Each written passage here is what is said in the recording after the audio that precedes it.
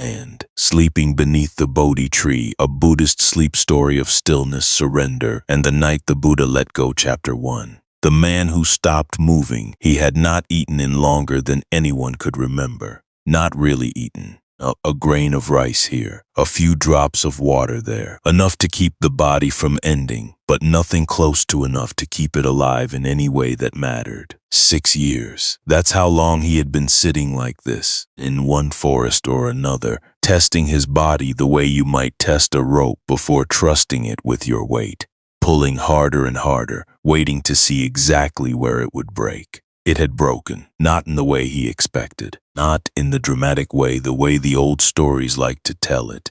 There was no lightning, no voice from the sky, just a man alone on the bank of a slow brown river called the Naranja, sitting so still that a passing bird might have mistaken him for part of the landscape. His name was Siddhartha, and on this particular evening, as the light over the water turned the color of weak tea, he did something that would have shocked the 5 men who had spent years starving alongside him.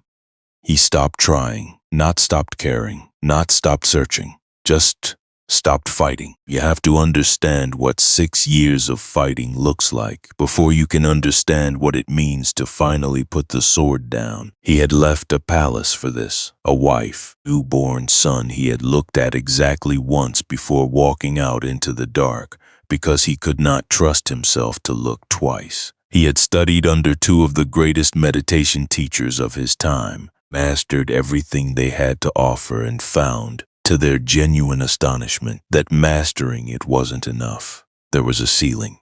He kept hitting it. Calm, yes. Peace, yes, for a while. But underneath the calm, something kept whispering, this isn't it. This isn't the end of the road. Keep going. So he kept going. He tried the opposite of comfort. If pleasure hadn't given him the answer, maybe pain would. He ate almost nothing. He slept on thorns. He held his breath until his ears rang and his skull felt like it might crack open from the pressure. He did this deliberately for years, believing, the way so many people before and after him have believed, that suffering, if you suffer hard enough, eventually cracks open into wisdom. Dukkha. That's the word his own language would later use for what he was chasing the roots of. It doesn't translate cleanly into a single word in English. Not just suffering, and something closer to the low hum of dissatisfaction that runs underneath even the good moments of a life. The itch you can't quite reach. The sense that something, somewhere, is a little bit off, even on days when nothing is technically wrong. He wanted to understand dukkha completely, not read about it, not theorize about it. Reach all the way down into it, past the floor most people stop at, and find whatever was underneath. And after 6 years of the hardest, most extreme methods anyone had ever tried, sitting there on that riverbank with his ribs visible through skin gone the color of old parchment, he arrived at a conclusion that must have felt in that moment like a kind of failure. This isn't working. Here's what most people rush past when they tell this story. That sentence, this isn't working, might be one of the bravest sentences a human being can say to himself. Not because it's dramatic, because it costs everything to admit. 6 years, a wife, a son, a kingdom he would have inherited. All of it spent chasing a method that had just quietly, undeniably failed. Most people, faced with that kind of sunk cost, keep going anyway. Push harder, add another year to the 6, and tell themselves that quitting now would make the last 6 years meaningless. Siddhartha didn't do that. He looked at his own reflection, thin and wavering, in the slow water of the Naranja, and he let the method go. This is not a story about religion. It never really was, not at the start. This is not a story about miracles, about a man who was somehow different from you before he ever sat down under any tree. This is not a story about someone becoming more than human. This is a story about a man who was exhausted and afraid and completely unsure whether he was about to waste the only life he had, and who, in spite of all of that, chose to stop moving, to sit still, to let something happen instead of forcing it. Stay with me a little longer, because this is where the story actually begins. Not with the awakening, not yet, with the stopping. He didn't know it yet, but stopping was the hardest part. Harder than the 6 years of starving, harder than the thorns, because starving himself had in a strange way given him something to do, a project, a war to fight with himself as both soldier and enemy. Stopping meant there was nothing left to fight, just him and the river and the terrifying open question of what happens when a person finally runs out of methods. No, if you've ever quit something you'd built your whole identity around, a relationship, a career, a way of seeing yourself, you might know a small piece of what he felt on that riverbank. That particular kind of dizziness, not relief exactly. Not yet. Something closer to standing at the edge of a cliff you've been running toward for years, and only now noticing how high up you are. He was thin, odd. He was tired in a way that went past his body and settled somewhere deeper. And he was, by every outward measure, no closer to the answer he'd left the palace to find. And yet, there was something underneath the exhaustion, something he almost didn't trust, because it felt too quiet to be important. A kind of stillness that had nothing to do with the meditative states his old teachers had shown him. Those had a kind of engineered calm to them, built and maintained through effort. This was different. This was the stillness of a person who has simply stopped clenching every muscle in his body and mind at once, for the first time in 6 years. He sat there as the sky over the river deepened from tea-colored to something closer to ash. Somewhere behind him, in the tree line, 5 other men who had starved alongside him, who had believed in his method as much as he had, watched him sit there, motionless, and began very quietly to lose faith. We'll come back to them, and to the woman who was about to change everything, without knowing it, the very next morning, and to a tree, a specific tree on the other side of that river, where a man was going to sit down and decide very calmly not to get up again until something in him finally broke open or broke free. We'll sit with him the whole night through, all of it, every hour of it, right up until the sky starts to change color at the edge of the world. And by the time morning comes, you'll understand something he spent 6 brutal years trying to force his way into, and found instead by finally letting go. But that part is still hours away. Right now, there is only a thin man on a riverbank, breathing slowly, watching the water move, having just admitted, to no one but himself, that everything he had tried so far wasn't enough. It's a strange kind of beginning. No trumpets, no sign in the sky, just a decision. Not quiet as a held breath finally released. He looked at the water a while longer. Then, for the first time and longer than he could remember, he simply rested. Not the ascetic's forced stillness, not a technique, just a body, finally allowed to stop. Somewhere upriver, in a small village whose name most people have long forgotten, a woman named Sujata was already awake, gathering milk from a cow she had raised herself, preparing an offering for a tree spirit she believed had granted her a wish years before. She had no idea a man was sitting on the riverbank below the very tree she was walking toward. She had no idea that what she was about to do, a small, ordinary act of gratitude, was about to intersect with one of the most important nights in the story of the human mind.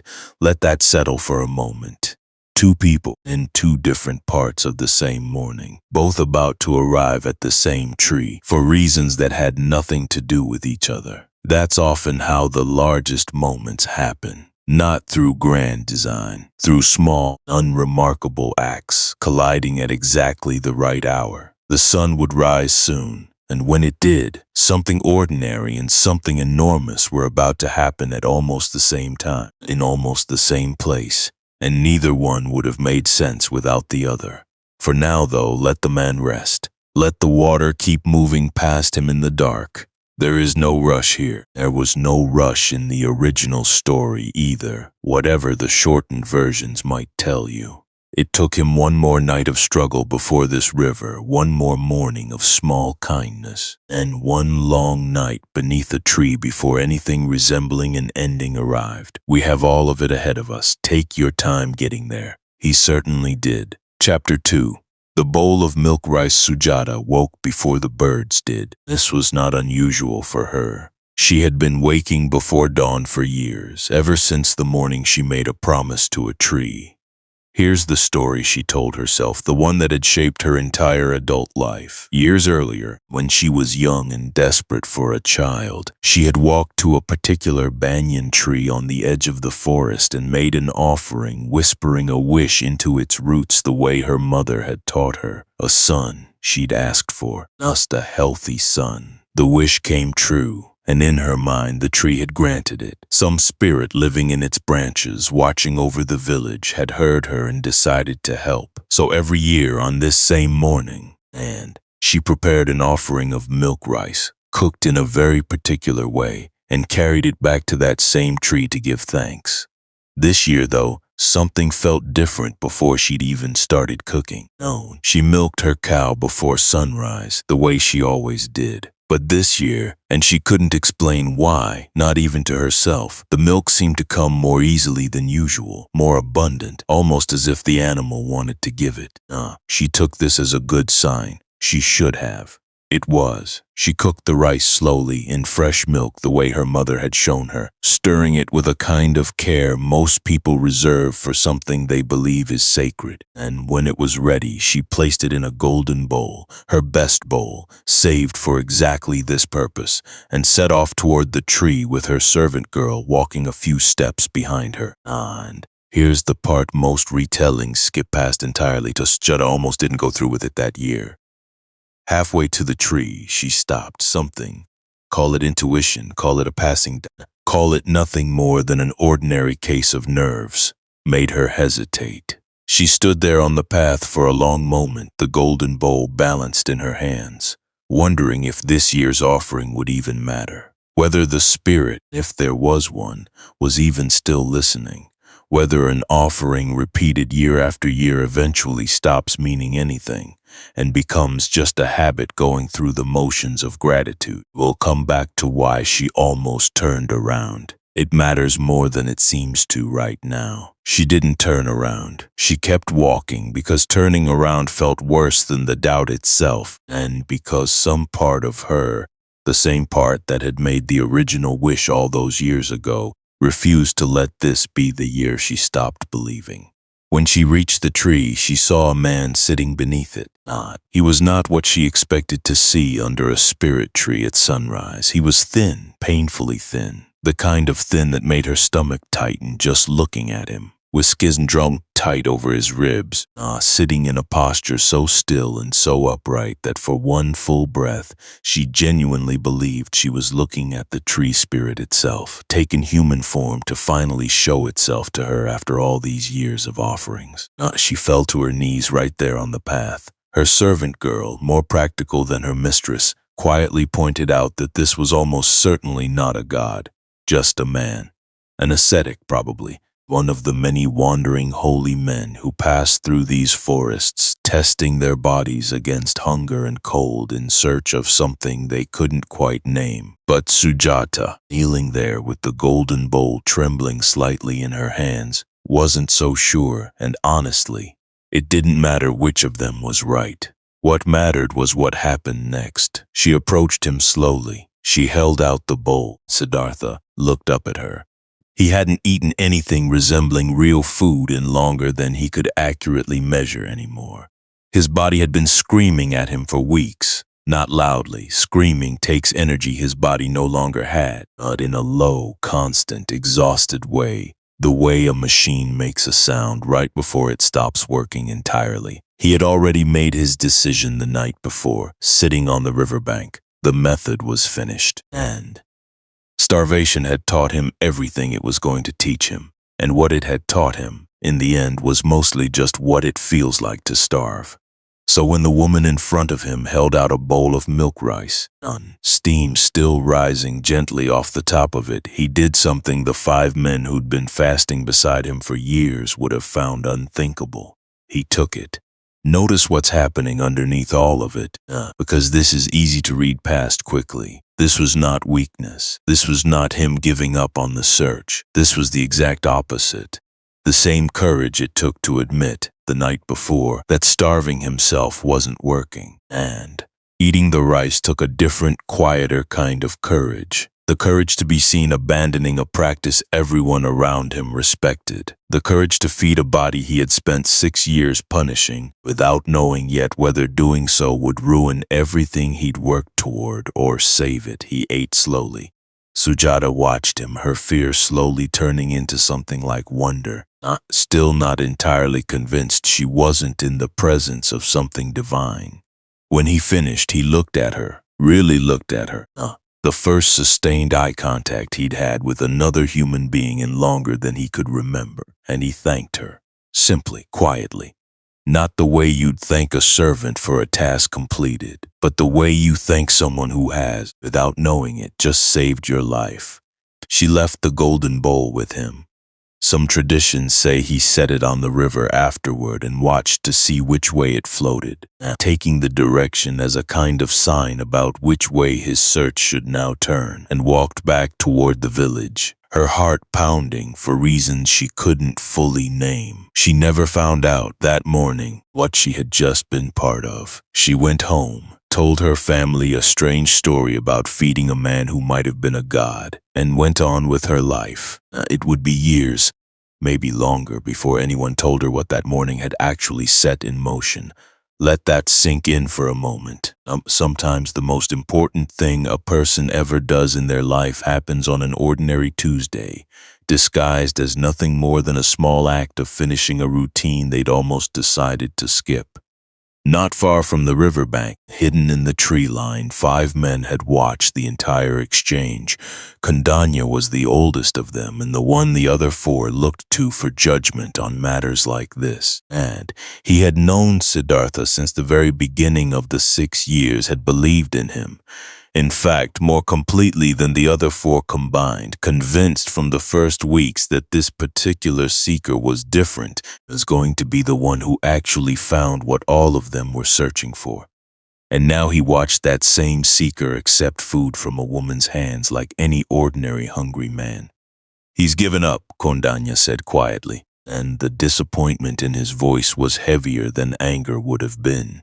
Anger, at least, would have meant he still cared enough to fight about it.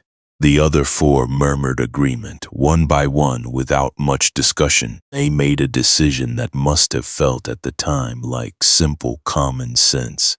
If Siddhartha had abandoned the practice, if he had chosen comfort over the discipline that had brought them all this far, then there was nothing left to gain by staying near him. Better to travel on to Sarnath and continue the search on their own terms, without a teacher who had, in their eyes, lost his nerve at the final stretch. And here's what's easy to miss in this part of the story. They weren't wrong to be disappointed. They weren't villains for walking away. From where they stood, watching a man they respected eat rice from a stranger's bowl after 6 years of starvation, walking away looked exactly like loyalty to the truth, not abandonment of a friend. Sometimes, the people who leave us at the hardest moment aren't failing us. They're just watching from an angle where leaving looks like the only honest choice. Siddhartha didn't try to stop them, may not have even fully registered in that moment that they were leaving at all.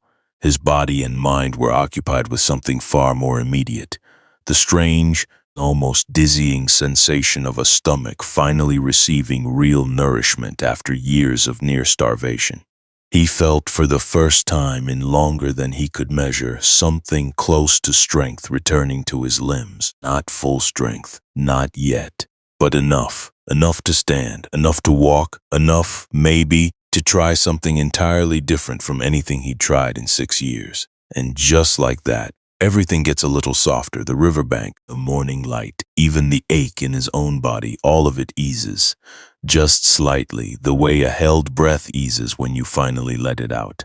He didn't know yet where he was walking to. He only knew he wasn't finished. Whatever this search had been about, whatever dukkha actually was, underneath all his theories about it, he hadn't found the bottom of it yet. Starving hadn't gotten him there. Maybe stillness would. And somewhere on the other side of the river, under a tree whose shade seemed unusually deep for that hour of the morning, a grass cutter was going about his ordinary work, cutting bundles of a particular soft grass used for bedding and offerings. His name was Sothia, And in a few hours, without knowing the weight of what he was about to hand over, he was going to give Siddhartha something to sit on, a small, unremarkable act of kindness that history would remember far longer than Satya himself. But that's still ahead of us. For now, Siddhartha stood slowly on the riverbank, tested his own legs beneath him, and began for the first time in 6 years to walk towards something instead of away from something. Chapter 3. The ones who walked away. By the time the sun had fully cleared the trees, Siddhartha was alone. Not alone the way he had been alone for 6 years, surrounded by companions who shared his goal even when they didn't share his methods. This was a different kind of alone, a kind that comes after the last person who believed in your project quietly decides they don't anymore. Kondanya and the other 4 were already a good distance down the road towards Sarnath, walking with the particular brisk energy of people who have just made a difficult decision and are trying to outrun any second thoughts about it. None of them looked back. Here's what's easy to miss in this part of the story. Leaving wasn't cruel. It wasn't cowardice. From where they stood, they had just watched a man abandon 6 years of shared discipline for a bowl of rice from a stranger. If you'd spent 6 years starving beside someone, believing every gnawing hour of hunger was bringing you both closer to the truth, and then watched him eat, really eat, gratefully, without apparent shame, wouldn't you wonder if he'd simply run out of resolve? They weren't wrong to wonder that. They were just wrong about what they were watching. Siddhartha, for his part, didn't chase after them. He didn't call out, didn't try to explain. None. Some things can't be explained in the moment they're happening. They can only be understood afterward, and usually only by the person who lived through them. He let them go, the way you sometimes have to let people walk away from a decision they think they understand, but don't yet. He crossed the river. The Naranjara wasn't deep at that point, more a wide, slow ribbon of water than a true obstacle, but crossing it still took what little strength he had left. On the other side, the forest opened into a grove, quieter than the bank he'd left behind, shaded by trees old enough that their roots had grown into the ground like the knuckles of enormous buried hands. There, cutting grass with the unhurried rhythm of a man who has done the same task every morning for years, was Satya. He didn't look up right away. Grass cutting wasn't glamorous work, and it didn't require much attention once your hands knew the motion. When he finally noticed the strange, gaunt figure standing a few feet away, watching him, he straightened slowly, unsure at first what he was looking at. "I need a seat," Siddhartha said, or something close to that. The old texts don't record his exact words, only the request itself, simple and specific. Something to sit on, something soft enough to survive a long stretch of stillness, but sturdy enough not to give way. Satya, without asking why, without asking who this thin stranger was or why he needed grass specifically today of all days, cut a generous bundle of kusa grass, a particular soft, resilient variety prized for exactly this purpose, and handed it over. And he probably went back to his cutting within minutes, thinking little more of the exchange. Just another wandering ascetic needing bedding.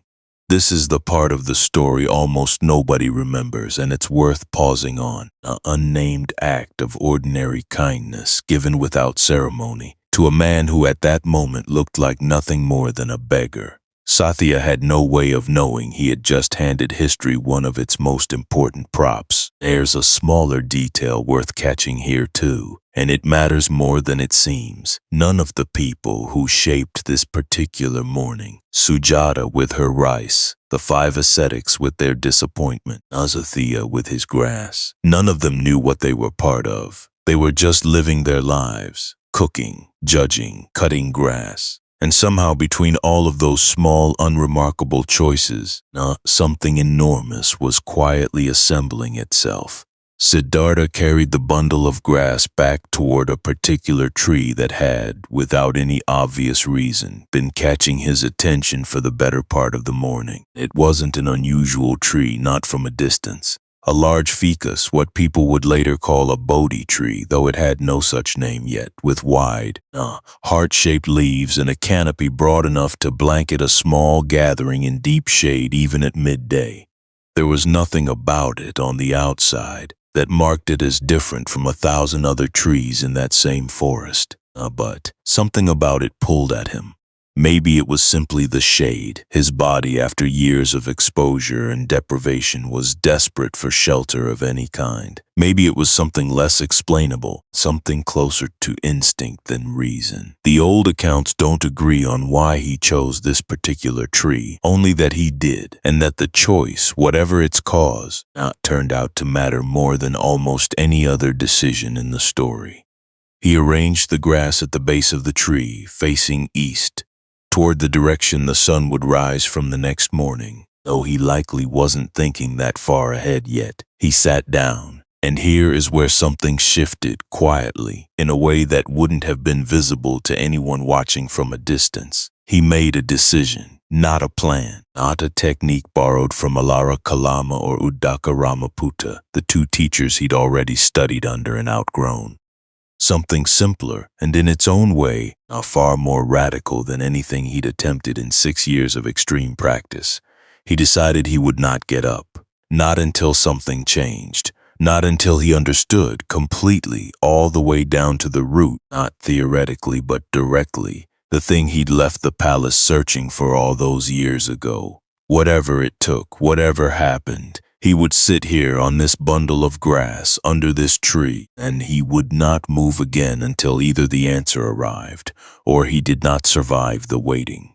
This is not a story about willpower, not really, though it might look like one from the outside. None. This is not a story about a man forcing an answer into existence through sheer stubbornness. This is not a story about heroic effort winning the day. This is, instead, the opposite kind of story. A man who had tried effort, extreme effort, for 6 straight years, finally choosing something almost unbearably difficult in a different way. Simply staying, simply not running, simply letting whatever needed to happen, without forcing its shape or its timing. Viriya is the word his own tradition would later use for the energy this required. Often translated as effort or energy, but carrying a subtler meaning underneath, not the frantic, striving effort of the 6 ascetic years, but a steadier kind. The energy it takes to simply remain, to not get up and walk away from your own discomfort, to sit still inside a question instead of running toward premature answers.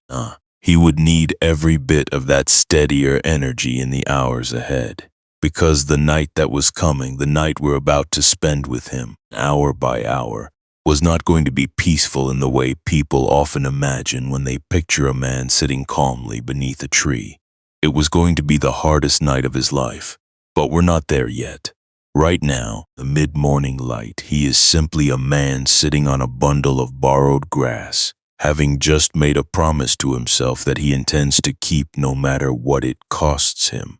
If you've ever made a promise like that, not to anyone else, just to yourself, in a quiet moment nobody else witnessed, you already know something about what he was feeling. That particular mixture of fear and relief that comes from finally, fully committing to something after years of half measures. Maybe you felt it after finally deciding to leave a job that was slowly hollowing you out, or finally admitting a relationship had run its course, or simply deciding one ordinary evening that you were done lying awake fighting your own thoughts and that tonight, whatever happened, you were going to let yourself actually rest.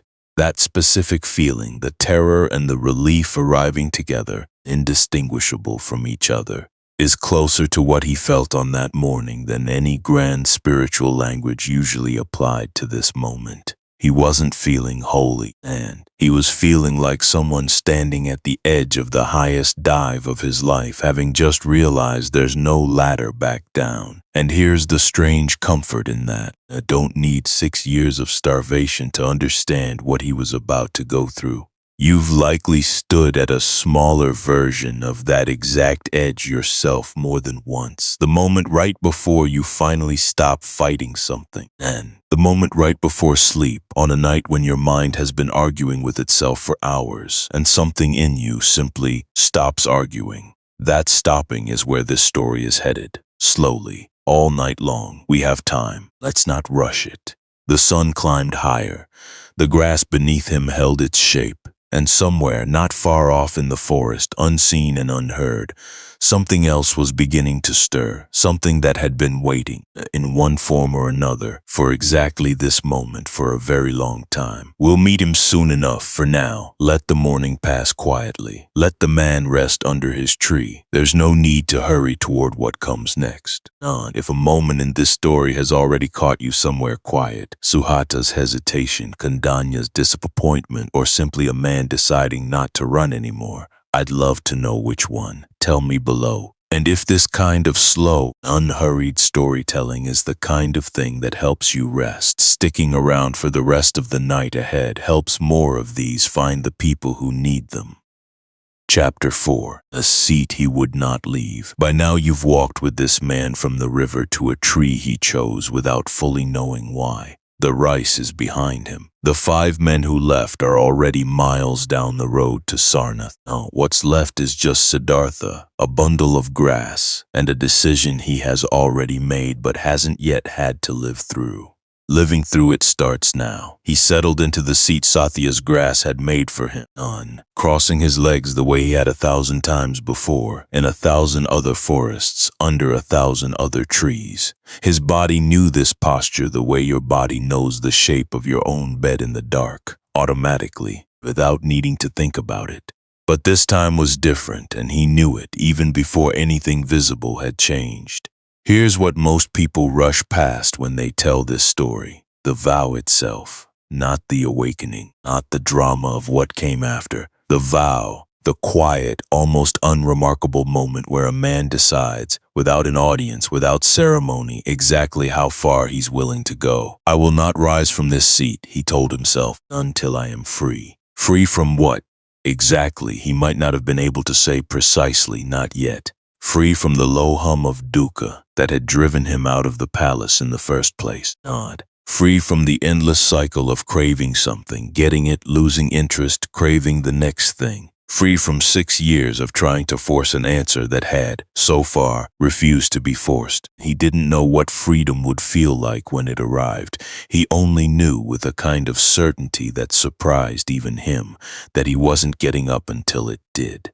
Let that settle for a moment, because it's easy to skip past how strange this decision actually was. Most vows people make have some kind of visible finish line. Run this many miles, save this much money, wait this many days. His vow had none of that. No finish line in sight. No guarantee an answer was even coming. Just a decision to stay indefinitely inside a question that had already resisted 6 years of his hardest effort. This is where fear started arriving. Not loudly. Not yet. Just a low current underneath the stillness, the kind of fear that doesn't announce itself with a racing heart, but instead settles quietly into the space behind your ribs and waits. Because here's the thing about deciding not to move. It strips away every distraction you've been using, maybe without even realizing it, to avoid sitting with a hard truth. For 6 years, starvation itself had been a kind of distraction, a project, a war with his own body that kept his mind busy fighting a visible enemy. Now there was no war, no enemy he could see, just his own mind, alone, with nothing left to do but be exactly what it was. That's a much harder thing to sit with than hunger. Not far from where he sat, back near the riverbank Sujata had walked from that morning. And something had shifted too, though neither Siddhartha nor Sujata would ever know the connection existed. Here's where the question of why Sujata had almost turned back, halfway the tree, bowl trembling in her hands, finally resolves. It wasn't doubt about the spirit she believed lived in that tree. It was something closer to home, something she likely never said out loud to anyone, not even her own family. Years earlier, and her wish for a son had first been granted, a part of her, the part that had grown up in a village where children died young and often, not where hope itself sometimes felt like a dangerous thing to hold on to too tightly, had never fully believed the wish was real, had never fully believed she deserved it. Each year, walking to that tree with her offering, some quiet part of her worried that this would be the year the tree finally noticed the mistake, noticed that her gratitude wasn't enough, noticed that she wasn't the kind of person good fortune was supposed to stay with. That fear that a good thing in your life is somehow a mistake waiting to be corrected is one of the oldest, most human fears there is. It has nothing to do with trees or spirits. No. It's the fear behind every person who has ever waited, half expecting the other shoe to drop for happiness to reveal itself as temporary. Sujata almost turned around that morning because some old, tired part of her expected, once again, to find nothing. She found a man instead, thin, silent, and starving, and in an odd, unintended way, her fear and his fear turned out to be close cousins. Both of them, without knowing it, had spent years afraid that what they were reaching for wasn't real, or wasn't meant for them, or would slip away the moment they actually got close enough to hold it. Notice what's happening underneath all of it. Two strangers, and on the same ordinary morning, each quietly wrestling with a version of the exact same fear, and each of them in their own way, choosing to keep going anyway. She kept walking to the tree. He kept sitting under it. Sometimes that's the whole difference between a life that stays small and a life that doesn't. Not the absence of fear, just the decision to keep moving or keep sitting right through the middle of it. Back at the tree, the afternoon deepened into evening, and evening began its slow slide toward true dark. Siddhartha noticed the change in light the way you notice the temperature drop before a storm. A shift in the quality of the air itself. And with the coming darkness, the current of fear that had been running quietly beneath his stillness all day began very slightly to rise. Samadhi is the word for the kind of collected and one-pointed stillness he was reaching for, not the tense, gritted teeth focus of forced concentration, but something closer to what happens when a lake finally goes still enough to show you your own reflection. He had touched states like this before, under his old teachers. He knew the shape of it. What he didn't know yet was whether this particular night was going to let him find it, or whether something else entirely was waiting for him in the dark. He didn't have to wait long to find out. As the last light drained out of the sky, he became aware, not through sound exactly, or through a change in the texture of the silence around him, that he was no longer entirely alone. Mara, the word means, roughly, the killer, not a killer of bodies necessarily, a killer of resolve, of clarity, of the fragile, hard-won stillness a person spends years building. In the oldest tellings of this story, Mara is described almost like a character, a being with an army, a voice, a will of his own. But strip away the mythology for a moment, and what you're left with is something almost uncomfortably familiar. The exact voice that shows up in your own head late at night, right when you've finally decided to stop fighting yourself, whispering that stopping was a mistake. You know that voice. Almost everyone does. It's the one that shows up right after you've made a hard decision to leave, to stay, to finally rest, and starts quietly building a case for why you should reconsider. It rarely shouts. It's far more effective when it whispers. Siddhartha felt that presence arrive the way you feel a change in weather before you see a single cloud. He did not open his eyes. He did not move from the seat he had promised himself he would not leave. But somewhere beneath his stillness, the oldest, most familiar fear a human mind can produce began to stir. What if this doesn't work? What if you sit here and nothing happens? You die on this bundle of grass having accomplished nothing at all? Here's the part nobody tells you clearly enough. This fear wasn't an interruption to his practice. It was the practice. The whole reason 6 years of extreme effort hadn't worked was that effort alone can't outfight a fear like this one. You can starve your body into submission, but you cannot starve fear out of a mind that's still afraid. The only way through it was to sit inside it, fully, without flinching, without running. And so as the first true dark of the night settled over the forest, a man sat perfectly still beneath a tree, a bowl of rice already digesting in a body that had nearly given up on itself, an old fear rising in the space behind his ribs. And somewhere close by, unseen, something ancient and patient was beginning, very deliberately, and to test him. The night had only just begun. Chapter 5, 2 teachers, 2 silings, the fear didn't leave.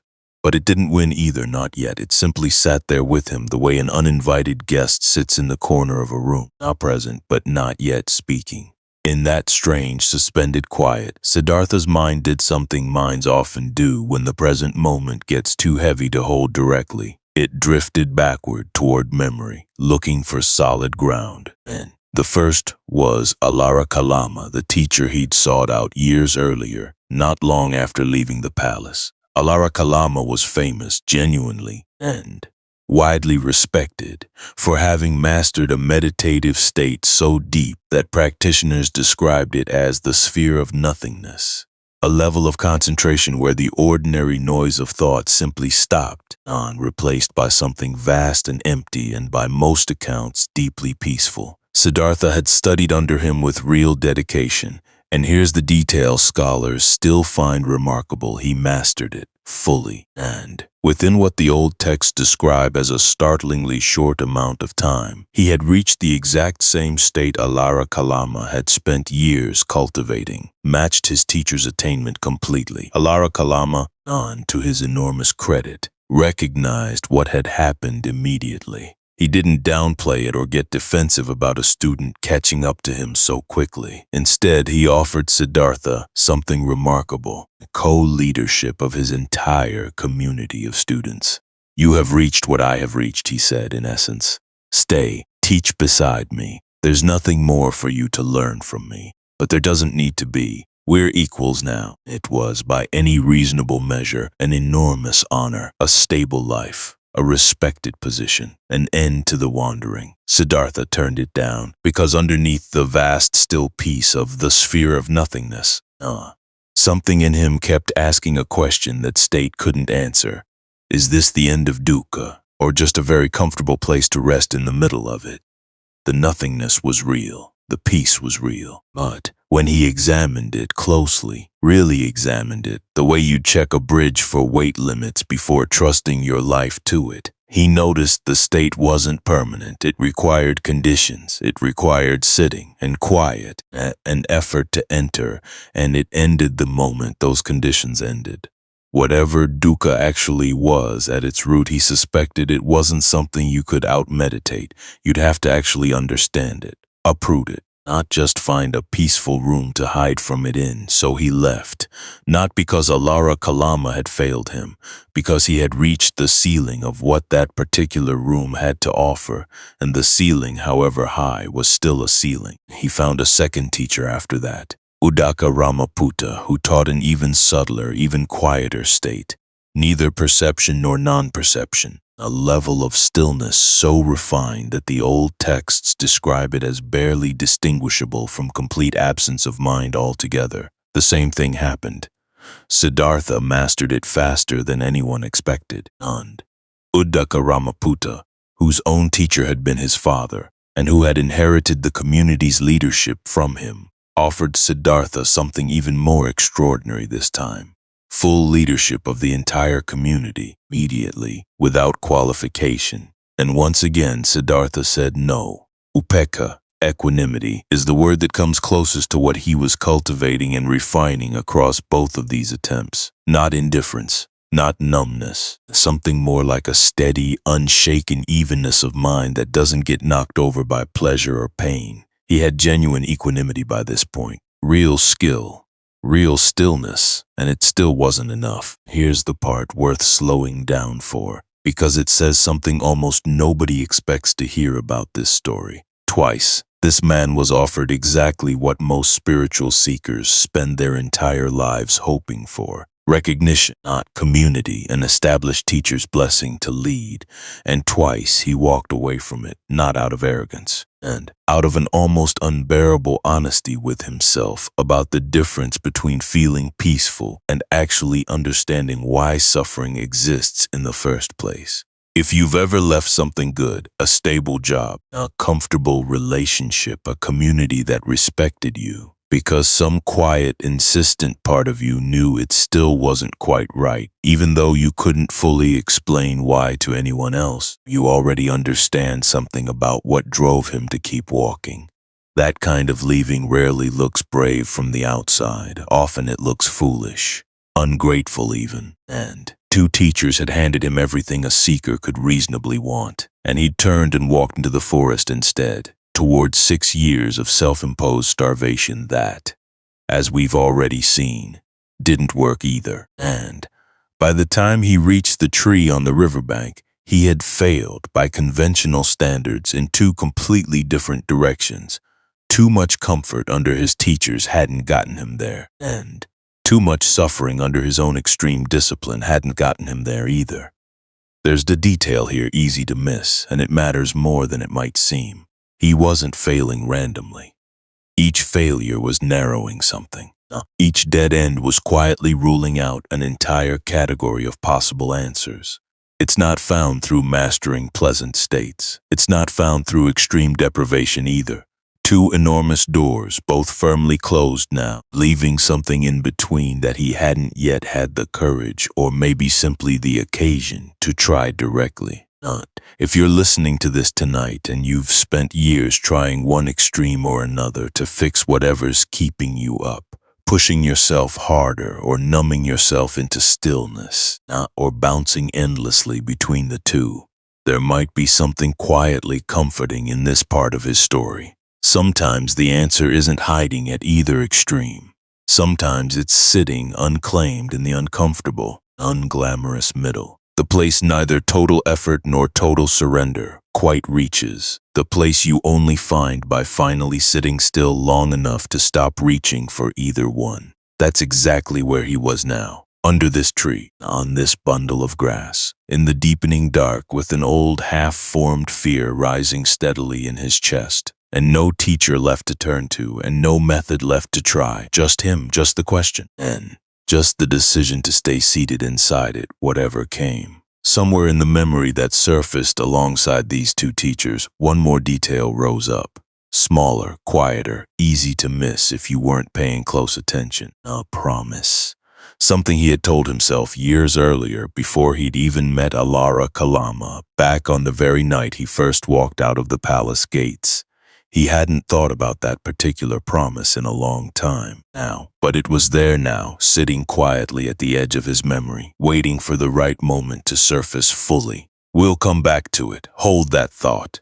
For now, the two teachers faded back into memory. The present moment reasserted itself. The grass beneath him, the cooling air, the fear still sitting patiently in the corner of his mind, waiting. Somewhere far off, past the edge of what his eyes could see in the growing dark, and something shifted in the forest. Not loud, barely a sound at all, just a subtle rearrangement of the quiet, the kind of change you'd only notice if you'd been sitting still long enough and paying close enough attention to feel it. And he had been sitting still exactly that long. Chapter 6. The village that watched him fail before the two teachers, before the vow under the tree. There was a village, small, unremarkable, a kind of place that appears in almost no history books, but that had, for a period of several years, an unusually close view of one man's slow attempt to starve his way to enlightenment. The villagers didn't know his name at first. They simply knew him as one of 6 ascetics who had settled at the edge of the forest nearby, the way wandering holy men sometimes did, testing extreme physical disciplines in full view of anyone curious enough to watch, and people did watch. Word travels quickly in small places. A word of 6 men deliberately starving themselves in pursuit of some invisible spiritual goal traveled faster than most. Here's what's easy to miss in the shorter versions of this story. 6 years of extreme austerity weren't lived in total isolation. They were lived in part on display, watched by farmers walking to their fields, by children who weren't supposed to get too close but did anyway, by mothers who occasionally left small offerings of water nearby. Out of a mixture of respect and pity neither word quite covers on its own. One woman in that village, whose name the old texts don't preserve of, apparently visited the site regularly enough that she came to recognize each of the 6 men individually, recognized which one ate the least, which one prayed loudest, which one increasingly looked less like a man testing his limits and more like a man approaching them. That last one was Siddhartha. By the later years of his fast, according to several traditions that preserve this detail with unusual specificity, his body had reached a condition that's difficult to read about without flinching. His ribs fully visible beneath skin gone thin and gray. His eyes sunken so deeply into his skull that villagers passing by sometimes struggled to tell from a distance whether he was still breathing at all. His spine, in some descriptions, visible as a ridge of individual knots beneath skin that no longer had enough substance underneath it to hide the shape of his own skeleton. There's a detail here easy to miss, and it matters more than it seems. He wasn't performing suffering for an audience. Whatever the villagers happened to witness was incidental to what he was actually doing, which was testing, with total sincerity, whether extreme physical deprivation could deliver the answer 2 comfortable meditation states under 2 respected teachers hadn't. The watching villagers were simply bystanders to a private, desperate experiment that happened to be visible from a public road. One particular afternoon, the kind of ordinary afternoon that almost never makes it into any retelling because nothing dramatic happened during it, only something quietly alarming. Siddhartha attempted to bathe in the river near where the 6 of them were staying, more out of ritual habit than any expectation of relief. His legs gave out, not dramatically, not in a way that produced any lasting injury. He simply lost the strength to stand in water that came up only to his knees and folded slowly into the shallow current, too weak in that moment to immediately push himself back upright. A branch hanging low over the water from a nearby tree happened to be within reach. He caught it, barely, according to the tradition that preserves this small, almost embarrassing detail, and used it to pull himself back to his feet, one exhausted motion at a time, before making his way unsteadily back to the riverbank. Notice what's happening underneath all of it. This wasn't the moment his resolve broke. That moment was still ahead of him. Weeks or months later, on a different evening, at a different stretch of this same river. But something in this smaller, less dramatic near collapse planted a seed that would eventually grow into the larger decision to stop. A body quietly informing its owner in the plainest possible language available to it that it could not continue indefinitely along this particular path. He didn't stop that day. 6 years of accumulated conviction doesn't dissolve because of one wobble in shallow water. He returned to his seat beside the other 5, resumed his practice, and continued for a while longer, testing exactly how far a human body could be pushed before it simply gave out entirely. The village kept watching. The woman who had come to recognize each of the 6 men individually kept bringing her small offerings of water, unable to do much else, watching a man slowly disappear into his own austerity with the particular helpless concern of someone who cares about a stranger's well-being but has no standing to intervene in a spiritual practice she doesn't fully understand. If you've ever watched someone you cared about push themselves toward a breaking point you could see clearly, but they couldn't. A friend overworking themselves into exhaustion, a family member pursuing some extreme diet or discipline past the point of obvious harm. You already understand something about the particular helpless worry that woman likely felt, watching from a respectful distance, unable to do much more than leave water nearby and hope.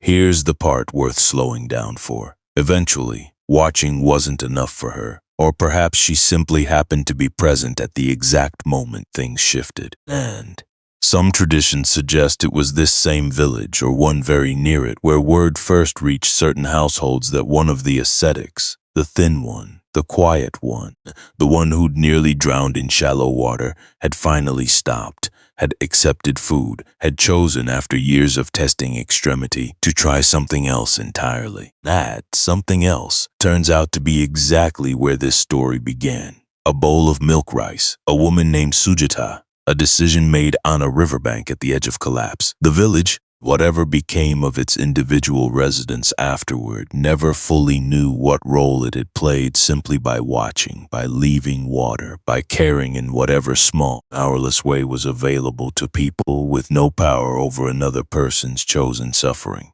But that's often how the largest stories work, if you look closely enough at their edges.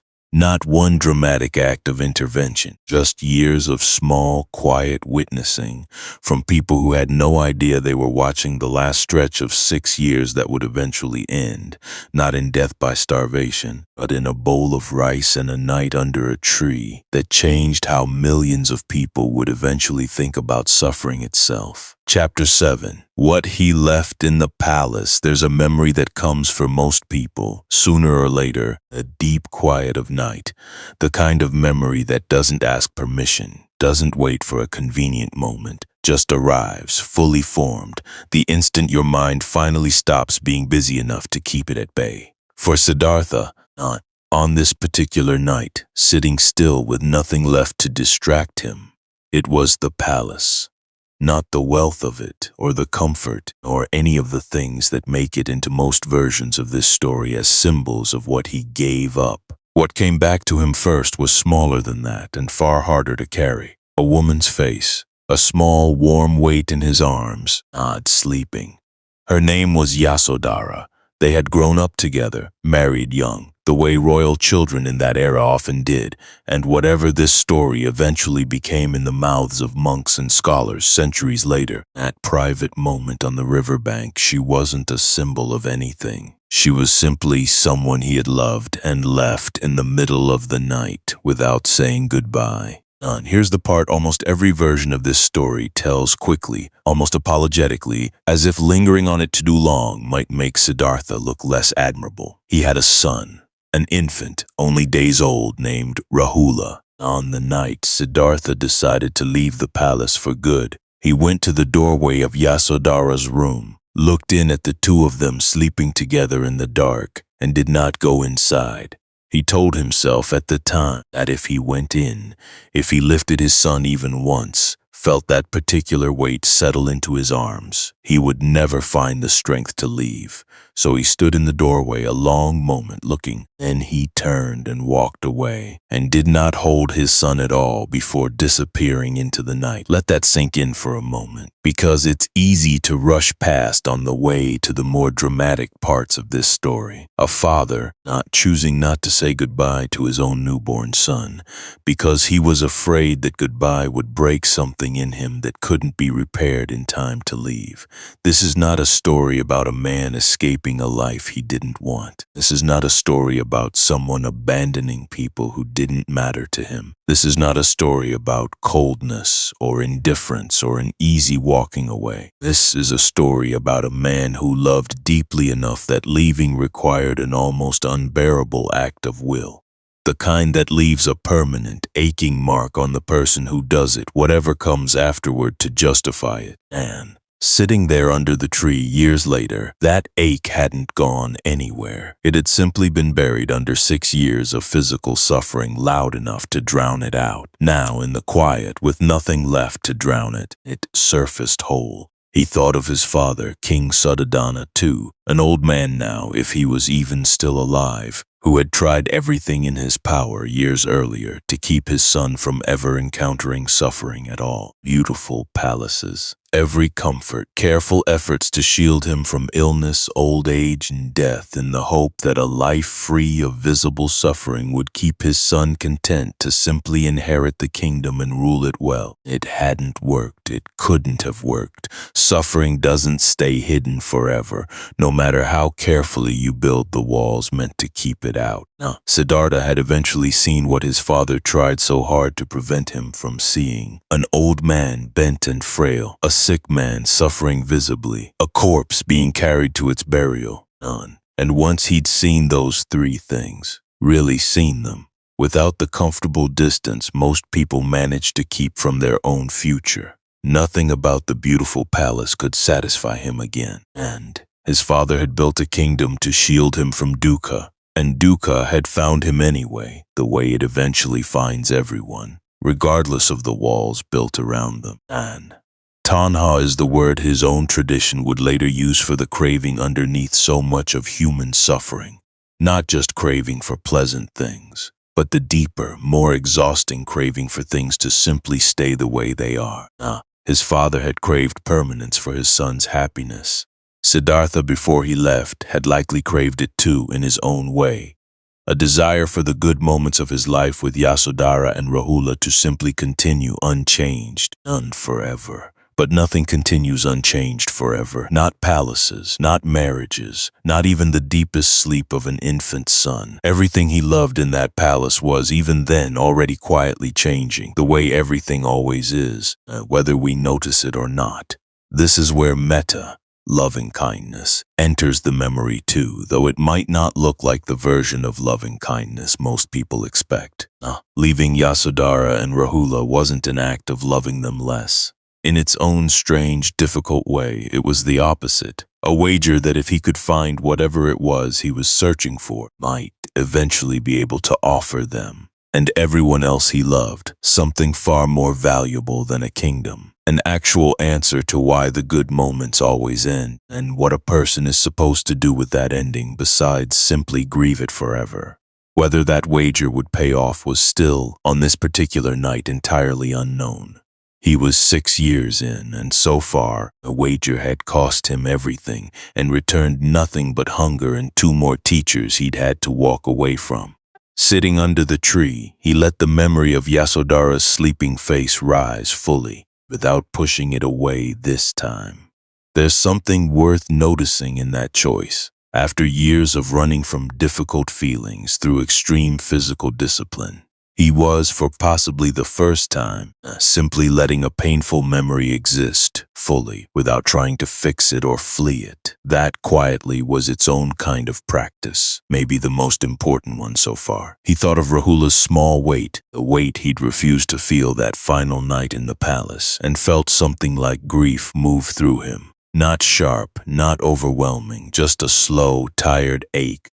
The particular ache of a father who has missed years of a child's life he can never get back. Keep this moment somewhere close. It matters later. There's a version of this same image, this same small weight in the arms, that returns much further along in this story, transformed into something gentler. For now, though, grief simply sat with him under the tree, alongside the fear that had arrived earlier, alongside the memory of 2 teachers he'd had to leave behind. A crowded kind of solitude, everyone he had ever loved or studied under, arriving one after another in memory, as if the mind, sensing a long night ahead, was determined to empty out every unfinished feeling it had been carrying. The night outside the tree deepened further, and somewhere close by, closer now than before, something continued to wait patiently, not for the moment when all of this accumulated grief and fear might finally crack a tired, undefended mind wide open. If any part of tonight's story has touched something close to home for you, a goodbye you never got to finish, a person you loved and had to leave anyway,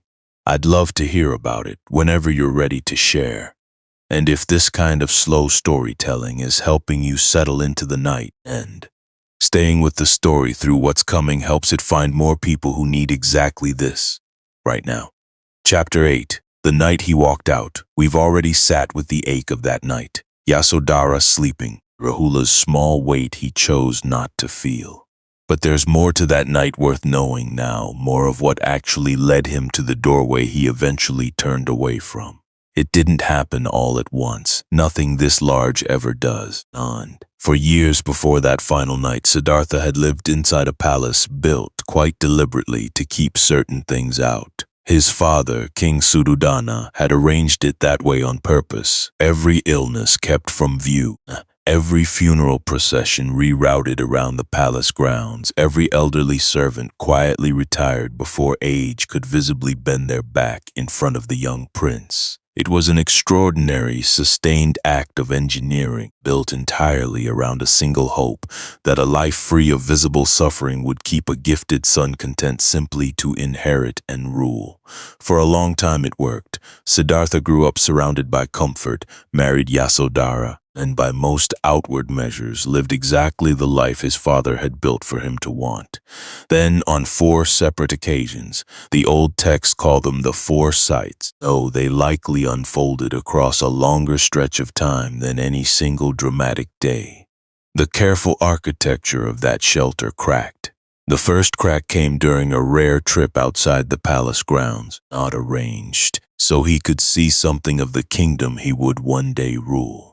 Along the road, despite his father's careful instructions to clear the route of anything unpleasant, an old man had wandered into view, bent nearly double, skin loose and spotted, moving with the slow, effortful shuffle of a body that had simply worn out from decades of use. Siddhartha had never seen old age up close before, not really, not stripped of the careful distance the palace maintained around anyone whose body showed visible decline. "What is wrong with that man?" he reportedly asked his charioteer, Channa. "Nothing is wrong with him," Channa answered, or something close to it. "He is simply old. Everyone becomes like this eventually, if they live long enough. You will too." Here's what's easy to miss in a detail this small. Siddhartha, by every account, had genuinely never considered this before. Not abstractly. He certainly knew in some vague way that old people existed. But he had never let the fact land fully, that his own body, exactly as it was now, was already moving toward exactly that same ending on a timeline nothing could stop. The second sight came later. A sick man, by the roadside, body racked with visible illness, groaning in a way that made clear, now without any need for explanation, that something inside him was failing badly. Again, Siddhartha asked. Again, Channa answered plainly. Everyone, no matter how healthy now, remains vulnerable to this. No rank, no fortune, no careful palace architecture could fully protect against it. The third sight was a corpse being carried toward its burial by a small procession of mourners, wrapped simply, already beginning to show the particular stillness that separates a living body from one that no longer holds whatever had animated it. "And this?" Siddhartha asked. "This is death," Channa answered. "It comes for everyone, you, me, everyone we love. There is no escaping it, however carefully we try. Notice what's happening underneath all of it. 3 sights, delivered close enough together in this telling that they land like a single, sustained blow, though the old traditions suggest they may have unfolded across separate outings, months or even years apart. Old age, illness, death. 3 plain, unavoidable facts that every person carries somewhere in the back of their mind, usually kept carefully out of daily attention. The same way Siddhartha's father had once tried to keep them physically out of his son's sight. Once seen clearly, they couldn't be unseen. That's the part worth sitting with. He hadn't learned anything the rest of us don't already technically know. He'd simply stopped being able to look away from it, the way the rest of us mostly manage to, most days, now simply by staying busy enough not to look too closely. The fourth sight was different from the first 3. Not suffering, but a possible response to it. A wandering ascetic walking calmly along the same road. Robes simple, not expression settled in a way that struck Siddhartha immediately, standing out sharply against the fear the previous 3 sights had stirred in him. "And what is that?" he asked of this fourth figure. "Man who has given up ordinary life," Channa explained, "to search for something beyond old age, illness, and death. A search for whatever lies past all of that suffering, if anything does." Now, something in Siddhartha settled on that fourth image the way a person settles on the first visible foothold after slipping on ice. Not an answer yet, just a direction, and a possibility that suffering wasn't simply something to be endured helplessly, but something that might conceivably be searched into and understood, the way you might search into any other difficult question if you gave it enough sustained attention. He carried all four of these images home with him, and in the weeks that followed, something that had once felt like an ordinary and comfortable life began to feel increasingly like a beautifully constructed room with no windows, pleasant enough while you stayed inside it, but impossible to enjoy fully once you knew with total certainty that the walls couldn't actually keep out what they were built to keep out. There's a detail here easy to miss, and it matters more than it seems. Around this same time, Yasodhara gave birth to their son, Rahula, and most tellings treat this as simple, unclouded good news arriving alongside everything else. But there's something worth noticing in the timing itself. A father discovering the deepest possible reason to stay on, arriving almost exactly alongside the deepest possible reason he'd recently found to consider leaving. He held that tension for a while, weeks, according to some traditions. Long enough that the decision, when it finally came, wasn't impulsive. It was the end of a long, quiet unraveling that had started on a dusty road with an old man he couldn't stop thinking about afterward. The night he finally decided arrived without much external drama. A feast held in the palace that evening, according to several tellings, musicians, dancers, an atmosphere of celebration that Siddhartha, sitting in the middle of it, found himself experiencing from what felt like a great and growing distance, as if watching the whole scene through glass. He left the gathering early, retreated to his own quarters, and found himself unable to sleep, turning over, again and again, the same four images from that road: the old man, the sick man, the corpse, the wandering ascetic with the settled, searching face. Sometime past midnight he rose. None. He went first to the doorway of Yasodhara's chamber, where she slept with their newborn son curled against her. We've already sat with what happened there. The moment he chose not to enter, not to lift his son even once, not for fear that doing so would strip him of whatever fragile resolve he'd built across those difficult weeks.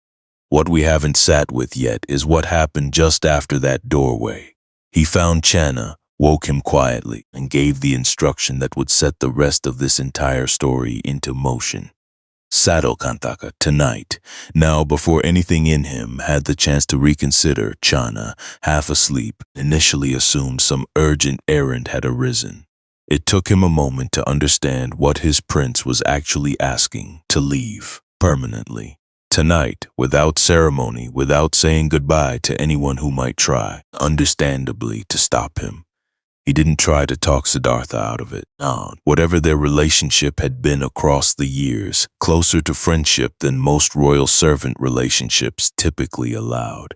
Channa seemed to understand, in that moment, that this particular decision had already been made somewhere deeper than argument could reach. They rode out together, as we've already heard, hooves somehow silent against the palace stones, as if the night itself had agreed, us this once, to help a desperate man leave undetected. This is the part worth carrying forward, now that you know the fuller shape of what led to it. He didn't leave because he'd stopped loving anyone in that palace, and he left because he had seen something on an ordinary road that he could no longer pretend he hadn't seen, and because some part of him had become convinced, however uncertain the odds, that staying inside a beautifully constructed room with no windows was no longer a life he could keep living, whatever it cost him to step outside it. Chapter 9. The horse who died of waiting. By now you've sat with him through fear, night, through memory, through the quiet ache of a family left sleeping in a doorway he couldn't bring himself to enter. There's one more piece of that night, the night he left the palace that hadn't surfaced yet, and of everything that came back to him under the tree, this might be the detail that hurt the most, precisely because it was the smallest: his horse. The horse's name was Kanthaka, and he had been Siddhartha's companion since childhood. The animal he'd learned to ride on, the one who had carried him through every ceremonial procession his father arranged. the one who, on that final night, carried him out through the palace gates in near total silence, hooves somehow making almost no sound against the stone, as if the whole world had agreed, just this once, to help a desperate man leave undetected. And riding beside him was Channa, his charioteer and closest attendant. Not quite a friend in the way royalty and servants weren't supposed to be friends, but close enough to it that Siddhartha trusted him with the single hardest task of that entire night. They rode until they reached the edge of his father's kingdom, a river marking the boundary of everything Siddhartha had ever known. There he dismounted. He removed his fine clothes and his jewelry, handed them to Channa, along with careful instructions on what to tell the king. He took a sword, some versions say his own, some say Channa's, and cut off his own hair, the long hair that marked him as a prince, letting it fall to the ground as the first physical sign that the man riding back to the palace tonight would not be the same man who had ridden out. Then he told Channa to take Kanthaka and go home. Channa refused at first. He begged to be allowed to stay, to follow his prince into whatever uncertain life he was riding toward. Siddhartha refused the offer gently but completely. This part of the journey, whatever it turned out to be, had to be walked alone. So Channa turned back, leading Kanthaka by the reins toward a palace that no longer had a prince waiting inside it. Here's the detail that almost never makes it into shorter versions of this story. The one that came back to Siddhartha under the tree with a force that genuinely surprised him. Kanthaka did not live long after that ride home. The old accounts describe it plainly, almost without embellishment, which somehow makes it land harder. The horse separated from the rider he had carried and trusted his entire life, without any obvious injury or illness, simply stopped thriving. Some versions say he died of grief within days. Others stretch the timeline slightly, but the core detail stays the same across nearly every telling. Kanthaka did not survive the separation for long. This is easy to walk past. Don't. A horse cannot understand renunciation, cannot understand dukkha, or the search for liberation, or any of the grand spiritual reasoning that justified in Siddhartha's own mind the necessity of that night's departure. And all a horse can understand is that the person he trusted, the person whose weight he had carried faithfully his entire life, simply stopped coming back. And so he grieved in whatever way a horse grieves, until the grieving itself became more than his body could sustain. There's something almost unbearably honest in that image once you sit with it. Every noble, world historical reason behind Siddhartha's departure, every bit of philosophy that would eventually reshape how millions of people understood suffering, meant absolutely nothing to Kanthaka. All that mattered, from the horse's side of the story, was a simple and devastating fact. Someone he loved left and never came back. Now, if you've ever grieved something that had no way of understanding why it was happening, a pet left behind after a move, a parent's illness a child couldn't yet comprehend, any loss where the person or animal grieving had no access to the reasons that might have made it easier to bear. You already understand something Kanthaka couldn't put into words, but lived through completely. Here's where something quietly shifts. Sitting with this memory, under the tree, years after it happened, Siddhartha didn't try to rationalize it away. He didn't tell himself Kanthaka's death was a small, acceptable cost of a larger purpose. He simply let himself feel the full weight of it. A horse who died, essentially, of waiting for someone who was never coming back. As one more piece of the enormous cost this search had already extracted, long before it had given him anything in return. Anatta, non-self, is the word his tradition would eventually use to describe one of the deepest truths he was searching toward, the idea that there is no fixed, permanent, separate self standing apart from the constantly shifting flow of experience. It's a difficult concept, one that takes most people years to even begin approaching, but there's a small and human doorway into it hiding inside Kanthaka's story if you look closely. The horse's grief wasn't really about losing Siddhartha the person in some abstract sense. It was about the sudden absence of a relationship, a bond, a pattern, a daily closeness. that had, in a very real sense, been part of what made up Kanthaka's own experience of being alive. We are, in ways we rarely examine closely, made up of our relationships as much as we're made up of anything else.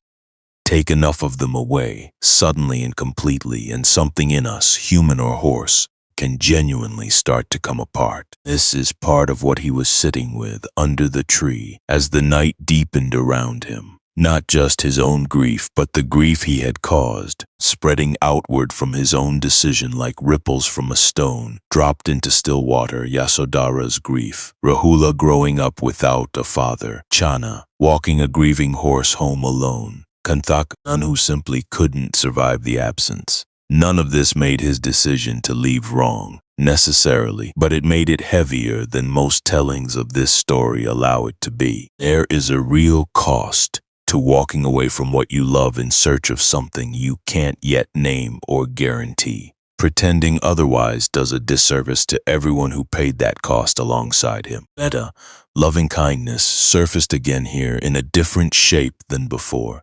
Not as a wager this time, but as something closer to an apology directed at everyone who had loved him and been left. He couldn't undo any of it. He could only, sitting there in the dark, let himself fully feel the weight of what leaving had actually cost, rather than continuing to hide from it inside grand spiritual language about renunciation and liberation. Here is where the promise that had surfaced quietly a while back, unnamed, waiting at the edge of memory, finally resolves. The promise was this: on that very night, Nand, standing at the river's edge after Chana and Kanthaka had turned back toward the palace, before he'd even met either of his future teachers, Siddhartha had made himself a private vow. He would not go home, not to the palace, not to Yasodhara, not even to hold his son for the first time until he understood suffering completely, not partially, not theoretically, all the way to the root. That promise was the real reason he'd turned down two teachers who each offered him everything a seeker could reasonably want, not stubbornness, not pride, a promise made on a riverbank to himself that he intended to keep no matter what it eventually cost him. Sitting under this second, different tree years later, that promise had not been fulfilled yet. Kanthaka had died waiting. Yasodhara and Rahula were still waiting, though they didn't know what they were waiting for exactly, or whether it would ever come. And Siddhartha, thin and afraid in the deepening dark, was still, after 6 failed years, no closer to keeping the promise than he'd been the night he made it. But something had shifted since that morning by the river. He could feel it faintly underneath the grief and the fear. A kind of settling, not an answer yet, just a sense that he was, finally, sitting in the right posture to receive one, whatever form it eventually took. There's a strange kind of comfort available even in unresolved grief, once you stop running from it. Your body knows this already, even if you've never put words to it. Think of the particular, specific relief that arrives. Not happiness exactly, not something quieter than that. The moment you finally stop resisting a hard feeling you've been holding at arm's length all day. The moment your shoulders actually drop. The moment you're breathing on, without you doing anything deliberate about it, simply slows down on its own. There's a reason for that, and it isn't mysterious. It's written directly into your nervous system. And when the mind stops treating a feeling as a threat to fight or flee from, the body follows almost immediately. The sympathetic nervous system, the one responsible for that tight, alert, fight or flight feeling, begins to stand down. The parasympathetic system, the one responsible for rest, for digestion, for genuine safety, quietly takes back over. Heart rate slows. Muscles you didn't know were clenched finally soften. This isn't a metaphor. It's simple, measurable biology. The moment your mind genuinely stops fighting a feeling, your body starts almost immediately to let go alongside it. That's not something unique to a man under a tree 25 centuries ago. It's happening in your body too, every single night, in a smaller, quieter version. The exact shift that has to happen before sleep can actually arrive. You cannot force yourself to sleep the way you might force yourself through a hard workout. You can only stop fighting long enough to let it come. Every night, without exception, a small piece of what Siddhartha was doing under that tree has to happen inside you too, if rest is going to arrive at all. He was doing it now on a much larger scale with far higher stakes, but the underlying mechanism was the same one you rely on every night of your life, whether you've ever thought about it or not. The grief for Kantaka settled slowly into something less sharp, not gone on, just no longer being fought. And in the settling silence that followed, the presence that had been waiting patiently in the dark for hours finally decided it was time to stop watching and start speaking. A short pause here, if you'd like it. If you're lying down right now, notice the places where your body is touching whatever's underneath you. Your shoulders, your back, the weight of your own head resting. You don't need to do anything about it. Just notice it and let your shoulders drop a little, the way they do sometimes without you noticing, right before sleep arrives. The story will still be here when you're ready. Chapter 10. Mara's Daughters. By now you've sat through fear, through memory, through grief, settling slowly into something quieter. What arrived next didn't settle. It announced itself. The forest around the tree did not change in any way a passing traveler would have noticed. No wind picked up, no animals fled. But the quality of the darkness shifted, the way a room changes the instant someone else steps into it. Even before you've turned to look, Mara had arrived. Not as an idea this time, as a presence full and undeniable, standing at the edge of what Siddhartha could sense without opening his eyes. And the old texts describe what happened next in the language of armies. Vast, terrifying forces summoned in an instant, monstrous shapes, weapons capable of tearing a man apart. All of it arrayed against a single-seated figure who hadn't moved from a bundle of grass. Read plainly, it sounds like myth stacked on myth, but there's a simpler way to understand what was actually happening, one that doesn't require believing in literal demon armies to feel the full weight of it. Every fear a person has ever avoided facing directly tends to arrive all at once the moment they finally stop running. 6 years of avoided terror, fear of failure, fear of having wasted his entire life, fear of dying alone and unaccomplished under a tree far from anyone who loved him, doesn't trickle in gently when the running finally stops. It arrives like an army because in a very real sense it is one. Every version of fear he had successfully outrun for 6 years, using constant motion and constant striving as a kind of armor, caught up with him all at once. The instant he finally sat still enough for it to catch him. He didn't run. He didn't fight, exactly, either. Not in the way you'd expect a story about temptation and darkness to demand. He simply continued sitting. Continued breathing. Let the entire overwhelming force of it wash toward him and past him, the way you might stand still in surf instead of fighting the wave, trusting your own footing more than your instinct to flee. And something in Mara's approach shifted when direct assault, whatever form it actually took, didn't work. Bhavana, mental cultivation, the deliberate, patient shaping of the mind through sustained practice, is the word for what years of sitting had actually built in him, underneath all the visible failures. It wasn't visible from the outside. It hadn't looked like progress, not through 6 years of starvation, not through 2 teachers whose ceilings he'd outgrown. But something had been quietly cultivated the entire time, and it was that quiet cultivation, more than any single dramatic moment, that let him remain seated through an assault built entirely out of his own accumulated fear. When fear alone didn't move him, Mara tried something more sophisticated. He sent his 3 daughters. Their names in the old texts translate roughly to craving, aversion, and distanha, arati, and raga. Where their father had tried force, they tried something far more effective against a tired, lonely man sitting alone in the dark: comfort, company, and the simple human ache for connection after hours of solitary struggle. They appeared to him. The old accounts described this part with unusual sensory richness, more vivid and lingering than almost anything else in the story, as women of extraordinary beauty, offering exactly what 6 years of self-denial might make a person most susceptible to craving. Not just physical desire, though that's certainly part of what the old texts emphasize. Something subtler, too. The offer of an end to loneliness. A promise that he didn't have to keep sitting here, alone, fighting something invisible in the dark. That there was an easier, warmer path available right now if he simply reached for it. Kanti patience forbearance is the word for what he called on here. And it's worth noting that this particular test required a different kind of patience than the fear had. Fear asks you to endure something painful without running. Desire asks you to endure something pleasant without reaching on. Both require the same underlying steadiness, but they pull on completely different muscles, and most people who can resist one struggle badly with the other.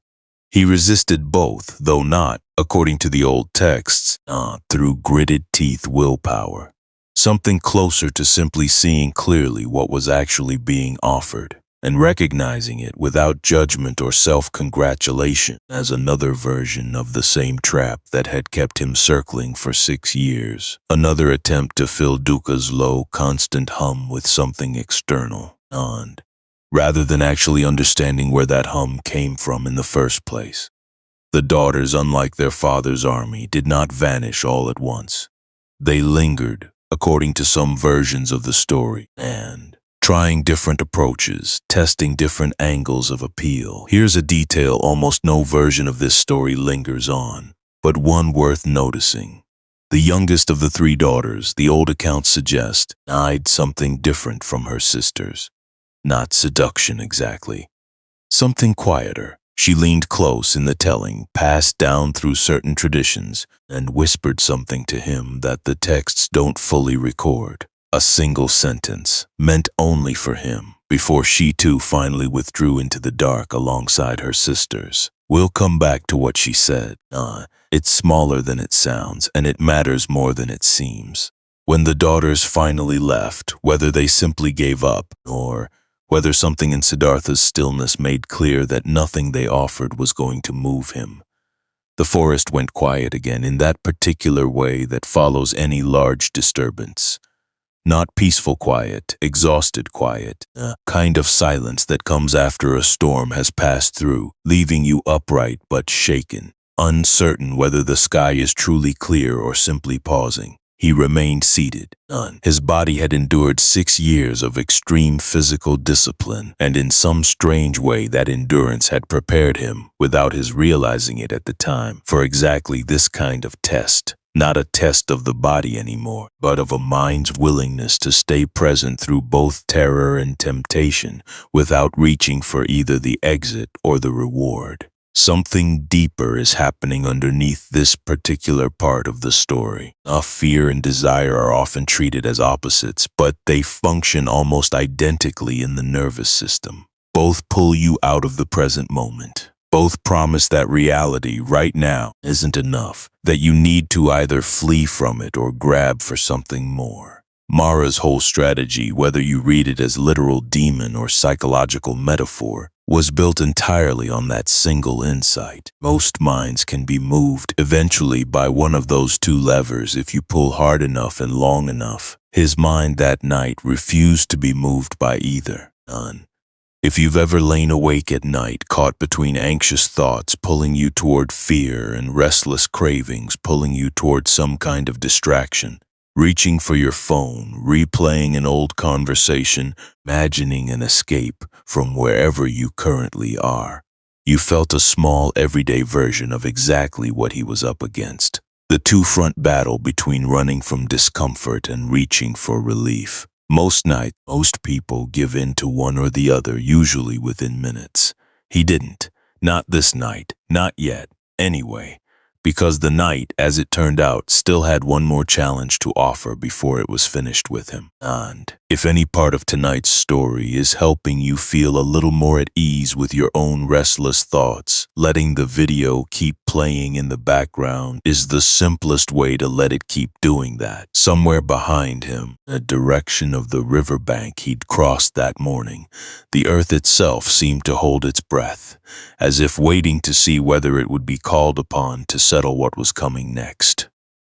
Chapter 11. And, touching the earth, by now you've watched him sit through an army built from his own fear and temptation dressed in the shape of comfort and beauty. What came next didn't test his endurance, and it questioned something more basic than that, his right to be sitting there at all.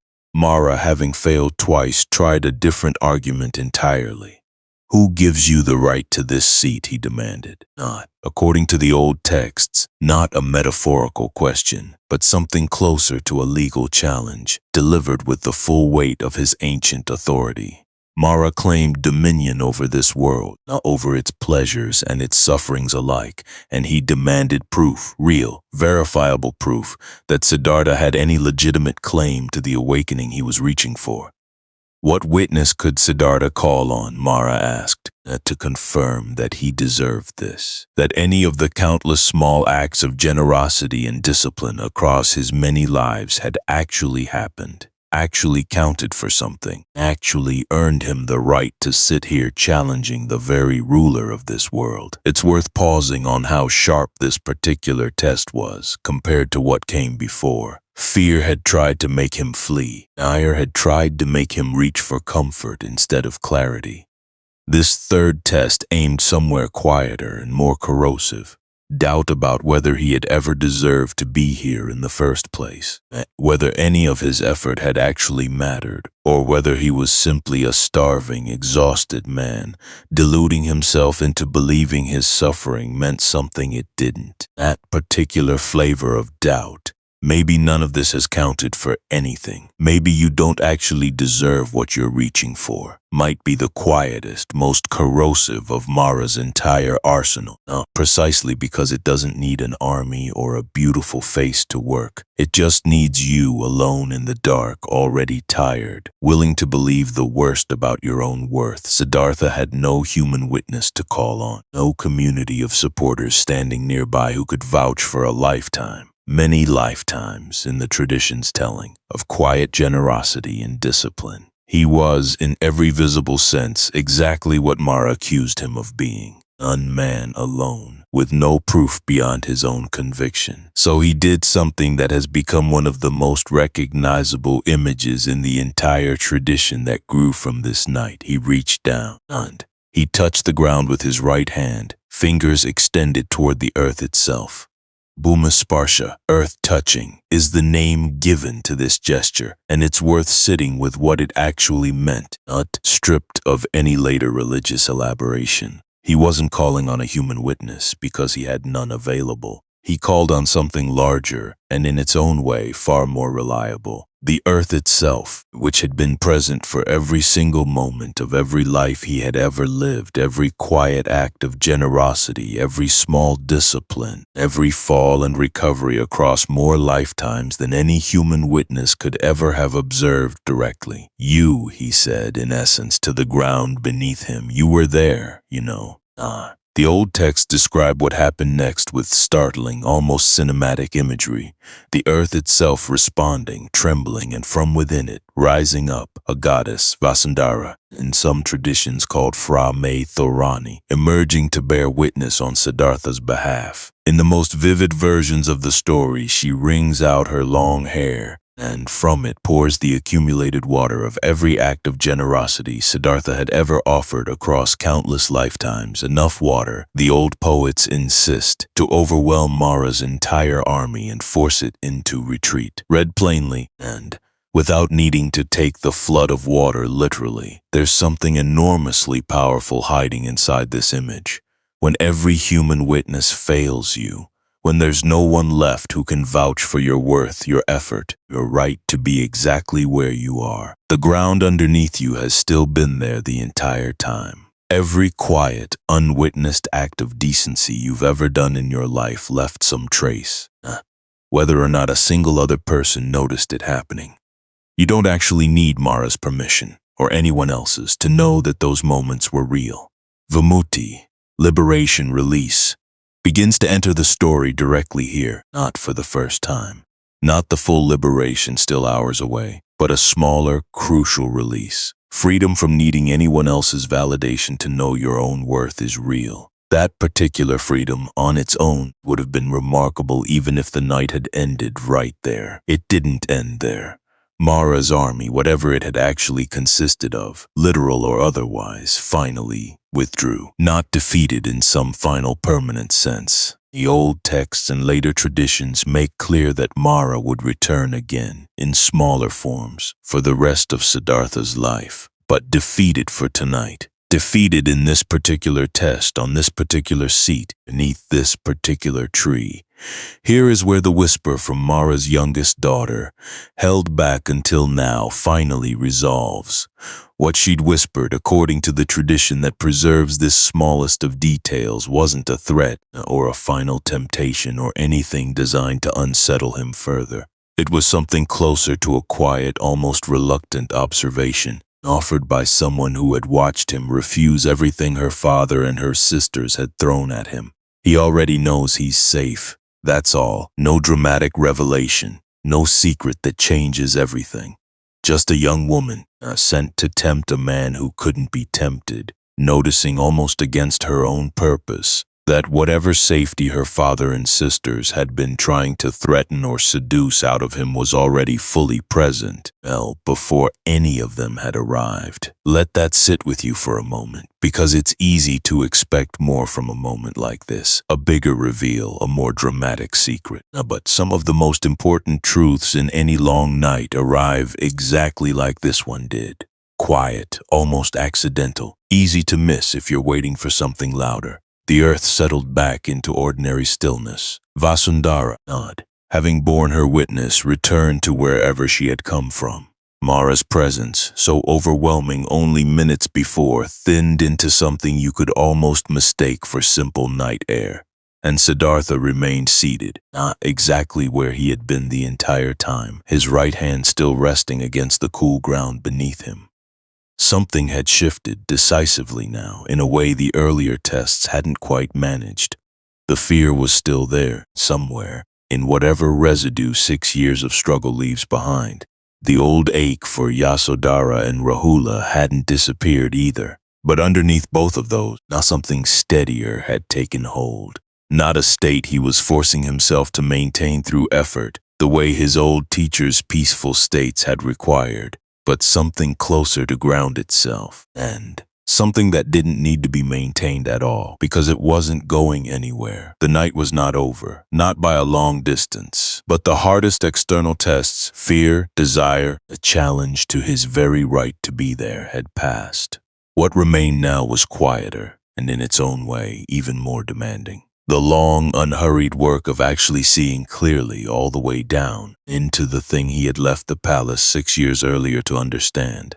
The sky above the tree, if you'd been able to see it clearly through the canopy, hadn't changed yet. Full dark still stretched overhead, hours of night still ahead before any hint of dawn, but something in the quality of the silence had changed. It was no longer the tense, charged silence of a battle being fought, and it had become something closer to the silence of a room after everyone difficult has finally left, and the person remaining can, for the first time in longer than they can remember, simply breathe. Chapter 12. The army before the daughters, we told you back when Mara first arrived that the old texts describe what happened next in the language of armies. We moved past it quickly then, in the interest of understanding the deeper shape of what was actually happening, rather than getting lost in mythological detail. But there's more worth knowing about that first assault, and knowing it now, with the rest of the night already behind you, might land differently than it would have earlier. The old poets, particularly in the more elaborate devotional retellings that grew up around this story in later centuries, didn't hold back describing what Mara supposedly summoned. Storms first, not ordinary rain, but a specific engineered violence of weather. Winds strong enough, the texts insist, to uproot ancient trees. Rain falling not in drops, but in solid sheets, as if the sky itself had been turned upside down. Thunder loud enough to be felt in the chest rather than simply heard. Then came the army itself, described across various tellings as beings with multiple heads, weapons wreathed in fire, mounts unlike any recognizable animal. an overwhelming visual chaos clearly designed less to be historically accurate and more to communicate a single simple truth. This wasn't a manageable amount of fear. This was fear at its absolute maximum output. Every resource available to it deployed at once. Here's the part nobody tells you clearly enough about this specific image, and it's worth sitting with now that you already know how the night ends. None of it worked. Not because Siddhartha was somehow immune to fear. Nothing in the story suggests that. It didn't work because fear, however elaborately dressed up, however loud, however many heads and flaming weapons the old poets gave it, only has one actual tool available to it, making you want to run. He simply didn't run. There's a detail worth noticing in how the old texts describe his physical position throughout this entire assault. Unmoved, not rigid with forced control, the way you might grit your teeth through something painful. Simply present in the same seated posture he'd held since morning. And while an entire mythological army supposedly threw everything it had directly at him. Some versions add a small, striking image here, that the weapons Mara's forces hurled toward him, spears, flaming discs, showers of rock, transformed in midair into flowers by the time they reached him, not because some outside force intervened to protect him, and because a mind that has genuinely stopped fighting has nothing left for an attack to land on. The weapon needs a fight to succeed at being a weapon. Without one, it simply becomes something else, harmless, almost decorative. And notice what's happening underneath all of it. This is, in its own mythic register, a remarkably precise description of what actually happens inside a mind that stops resisting its own fear. The fear doesn't necessarily disappear, but its weapons, so effective against a mind still fighting, stop landing the way they're designed to land the moment the person being attacked simply stops treating them as attacks. If you've ever noticed how a racing thought at 3 in the morning seems to have enormous, overwhelming power right up until the moment you stop fighting it, stop trying to solve it, stop trying to push it away, simply let it exist alongside you without granting it the fight it's asking for. You've felt a small version of exactly this. The thought doesn't necessarily vanish. It just stops having anywhere left to land its blow. The storm, according to the tradition, eventually exhausted itself. The army, having thrown everything available to it against a single seated, unmoving figure, began, one by one, to withdraw. Not defeated by any counterattack, not because he'd offered none, but simply having nothing left to try that hadn't already failed to move him. It was only after this first, enormous, failed assault that Mara, patient, resourceful, unwilling to give up after one attempt, decided that force alone wasn't going to work and turned instead to a subtler approach. His daughters, comfort instead of terror, and the offer of an easier path instead of the threat of destruction. We've already walked through what happened next, but it's worth pausing here. Now that you know the full shape of both attempts, notice something the two of them share underneath their obvious differences.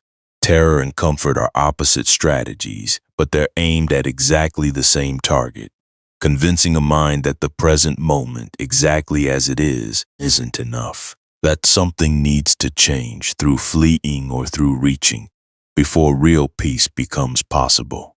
He'd already proven, through the storm and the army and the flowers that weapons became in his presence, that terror couldn't move him. What remained to be tested was whether comfort could succeed where terror had failed. You already know how that turned out too. The sky outside the tree, through all of this, not yet begun its shift toward dawn. There was still a long stretch of night left, the long, quiet 3 watches that would eventually deliver him to the morning star. But for now, the army built entirely from imagined terror had finished throwing everything it had at a man who had simply, completely declined to be afraid of it. Chapter 13, and the sound in the dark. By now the loudest tests of the night are behind him. What's left isn't a battle anymore. It's something slower and in its own way, harder to describe. The long work of a mind finally settling all the way down, past fear, past temptation, past even the need to defend its own worth. And Siddhartha's breathing had changed sometime during the encounter with Mara's daughters, and Vasundhara's witnessing, though he likely couldn't have told you exactly when. It had slowed, deepened, sound, a rhythm that no longer needed conscious attention to maintain. Samadhi returned here, different from how it had felt earlier in the night, less like a state he was carefully building, and more like water finding its natural level once every obstacle has been cleared out of its path. His mind, which had spent the earlier hours of darkness fighting off an army and refusing 3 different women and defending its own right to exist, now simply had nothing left to fight, and in the absence of anything to fight, it settled on. Somewhere in that settling, a sound reached him from deeper in the forest. It wasn't loud. If you'd been standing 100 feet away, you likely wouldn't have noticed it at all. A low, irregular sound, almost like breathing, and almost like something moving slowly through underbrush, though nothing about it resolved clearly into any specific identifiable source. What was that sound? The old texts don't record an answer, at least not directly. Some later, more elaborate retellings suggest it might have been one final, smaller test.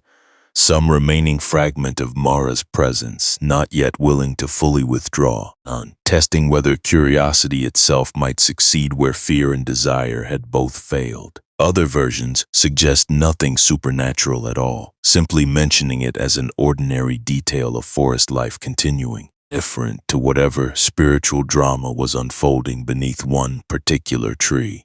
We'll come back to it. For now, notice this. He didn't investigate. He didn't open his eyes to look. He simply let the sound exist, unexplained, without needing to resolve it before he could continue settling. That's worth sitting with for a moment, because it's a small, easy detail to skip past on the way to bigger moments. But it says something important about where his mind had arrived by this point in the night. 6 years earlier, unexplained sound like that might have sent him chasing after an answer, the same restless way he'd chased answers through extreme austerity and careful meditative technique. Tonight, he let it simply be a sound, present, unexplained.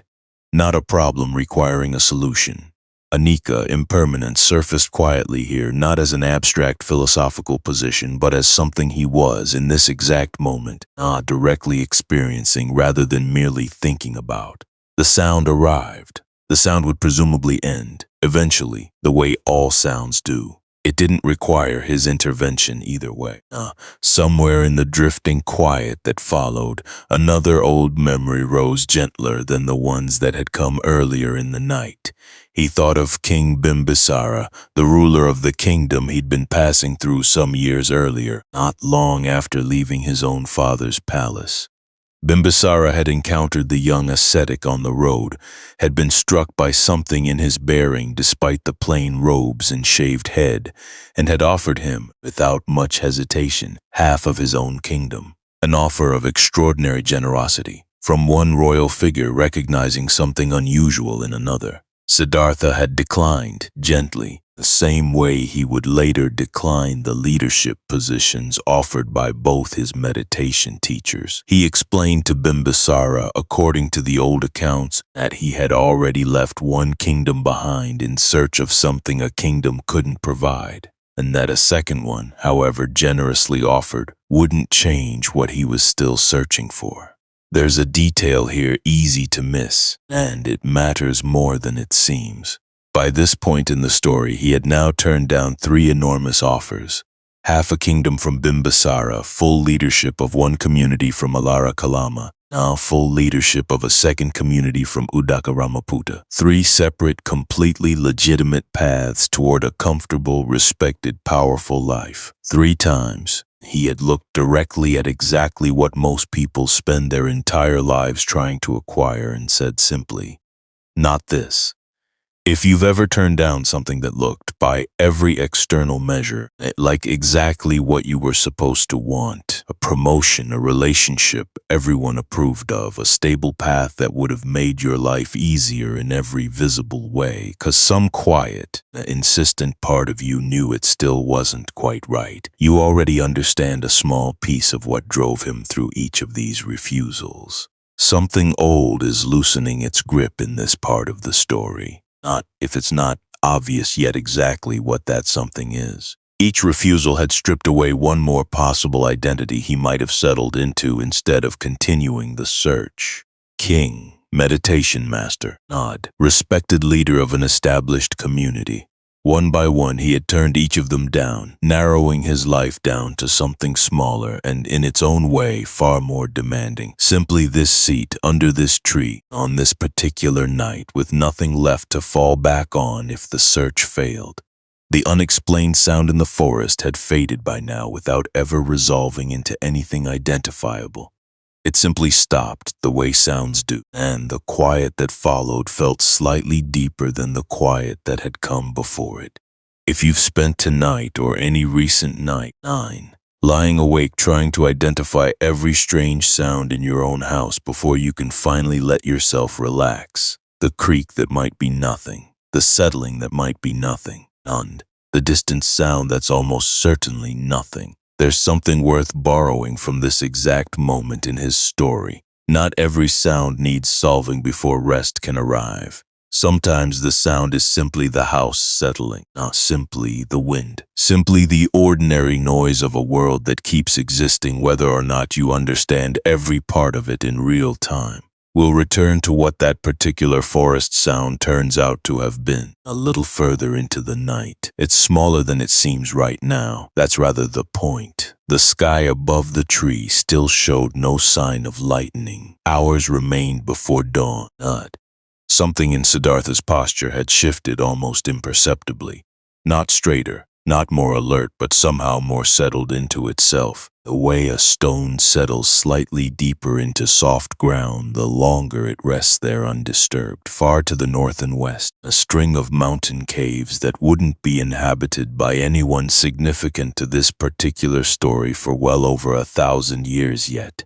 Similar nights of extended, solitary stillness were still waiting to happen. A Tibetan yogi named Milarepa generations in the future would spend years alone in caves not unlike the deep quiet Siddhartha was settling into now. Choosing prolonged solitude and discomfort over every comfortable alternative available to him in pursuit of exactly this same kind of unshakable inner stillness. Different century. Different mountains, same underlying decision, that some kinds of stillness can only be found by staying alone far longer than comfort would ever recommend. If this kind of extended, patient stillness is something you're finding useful tonight, letting it continue to play while you settle further into sleep is really the simplest way to let it keep doing its work. Somewhere beneath the settling quiet, a faint change was beginning. Not yet visible, not yet anything you could point to directly, but present all the same. The way the earliest hint of morning sometimes arrives in the body before it arrives anywhere in the sky. Pause with me again for just a moment. Notice your breathing. It's probably slower now than it was at the start of tonight's story. You likely didn't have to do anything deliberate to make that happen. Let your jaw unclench if it's holding anything. Nothing dramatic needs to happen from here. When you're ready, we'll continue gently toward morning. Chapter 14. The morning star. By now you've walked with him through fear, through grief, through temptation, through a challenge to his very right to be sitting where he was sitting. All of that is behind him now. What's left is the longest, quietest stretch of the entire night, and, without any of us quite realizing when it started, may already be doing to your own body exactly what it was doing to his. The old texts divide what happened next into 3 watches of the night, and there's no need to rush through them. We have time. He certainly did. And in the first watch, as the deepest, most settled stillness finally arrived, something in his memory opened that went further back than the palace, further back than Yasodhara, and further back than any single lifetime he could have consciously called his own. He began to recall, not imagine, not construct, but recall, the way you recall an actual memory rather than invent a story. countless previous lives, not in vague mystical outline, but in specific textured detail. This name in that place, this family, that particular kind of work, this particular kind of ending. Life after life after life, unspooling backward through what the tradition would later call countless eons, each one distinct, each one real, each one simply one more temporary arrangement of the same underlying pattern. Here's what's easy to miss in a moment this large. This wasn't a triumphant vision. It wasn't delivered with fanfare. It arrived the way a long-buried memory sometimes arrives late at night, unbidden, and simply because the mind has finally gone quiet enough to let it surface. Life after life, each one felt, each one lived fully, each one ended. And in seeing so many of them stretched out at once, something became unmistakably, undeniably clear.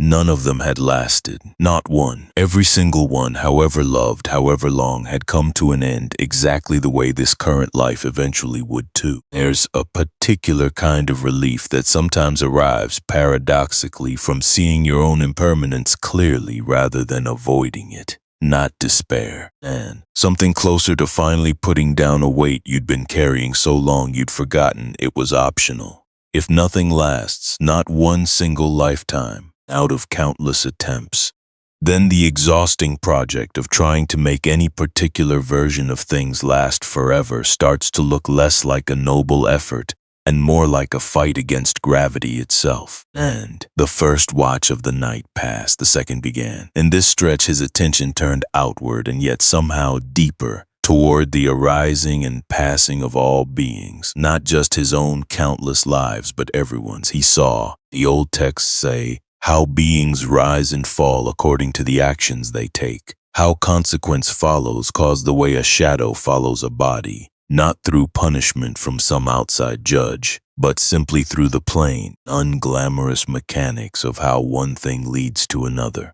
Notice what's happening underneath all of it, because it's easy to get lost in the scale of this vision and miss the tenderness inside it. This wasn't cold observation. There's a version of seeing how suffering perpetuates itself that could easily curdle into despair or into distant clinical detachment. That's not what happened here. What arrived instead, and watching beings across every possible circumstance rise and fall according to patterns they mostly couldn't see clearly themselves, was something closer to an overwhelming wordless compassion, karuna. Though that particular word would fully bloom a little further along in this story. For now, simply, a profound aching tenderness toward every being caught in a pattern they didn't fully understand, himself included. For every life he'd just witnessed unfold and end across his own memory. The second watch passed. The sky outside the tree, though he likely wasn't tracking it directly, had begun its slowest, most patient shift from absolute black towards something almost imperceptibly less black. The third watch began, and this is the one the entire night had been building toward without any of us, including him, on for most of the night, knowing exactly what its arrival would feel like. In this final stretch, his attention turned toward the exact thing he had left the palace searching for 6 years and one very long night ago. The root cause of dukkha itself and the path leading all the way out of it. He saw how craving gives rise to clinging. How clinging gives rise to becoming, to birth, to aging, to death, and to the whole aching cycle beginning again. He saw it not as abstract philosophy this time, but directly the way you see a shape clearly once a fog finally lifts, and rather than through someone else's careful description of the shape. And somewhere inside that seeing, without any single dramatic instant marking exactly when it happened, none. Something that had been building for 6 years, for many more years than that, if you count the countless lives that had just passed through his memory, finally, quietly, completely let go. And this is the moment the entire night has been circling. Here's the strange thing about it, the thing almost no dramatic retelling manages to capture. It wasn't loud. There was no lightning bolt of insight arriving from outside him. No, it was closer to the exact opposite. The last quiet click of an enormous weight finally settling all the way down, the way a held breath, after being held so long you'd almost forgotten you were holding it, finally known. Fully releases nibbana. The word means roughly blowing out, the specific image of a flame going out, not through being violently extinguished, but through simply running out of the fuel that had been keeping it burning. And craving had been the fuel, and in this final watch of the night, the craving that had driven every previous lifetime, every clinging, every desperate attempt to make impermanent things permanent, it didn't get defeated. Odd. It simply ran out of anything left to burn. Remember, all the way back at the beginning of tonight's story, the image we started with, a man sitting perfectly still under a tree. No, having decided he would not move again until something in him finally broke open or broke free. This was it, not a breaking open. As it turns out, nothing shattered, nothing was destroyed, a breaking free. The quiet, undramatic release of a grip that had simply finally relaxed all the way after countless lifetimes of holding on. If you're still with this story, and if your own body has been slowly softening over these past hours the way his did over that single long night, there's something worth noticing in your own experience right now, whatever it happens to be. You don't need 6 years of starvation or countless remembered past lives to understand what letting go actually feels like in the body. You've already felt a small, everyday version of exactly this, more times than you could count. The last few minutes before sleep arrives on any ordinary night. That specific moment when your thoughts stop insisting on being followed, when your muscles, without your permission or effort, and simply stop holding whatever they'd been holding all day. When something that had been gripped all day quietly lets go and rest, real rest, finally becomes possible. That's not a metaphor stretched to fit this story.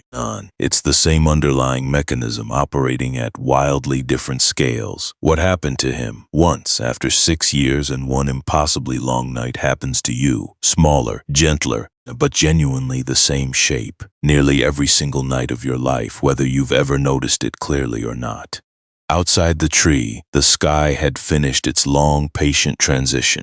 Full dark had given way, hour by hour, the deep gray blue that comes right before true dawn. And there, low on the eastern horizon, exactly where he would have been facing if he'd opened his eyes at that exact moment, a single point of light remained visible longer than any of the stars around it, brilliant and steady against the lightening sky. The morning star. He opened his eyes. The old text described this moment with a simple, quiet declaration, one that carries far more weight than its brevity might suggest. Seeing the morning star, he became fully awake. Not awake in the ordinary sense of ending sleep, but awake in the sense the entire tradition that follows this night would spend the next 2,500 years trying to fully articulate Buddha, the awakened one, not a title he claimed for himself in that first quiet moment. Simply what had happened, plainly and completely, sitting beneath a tree on a bundle of borrowed grass,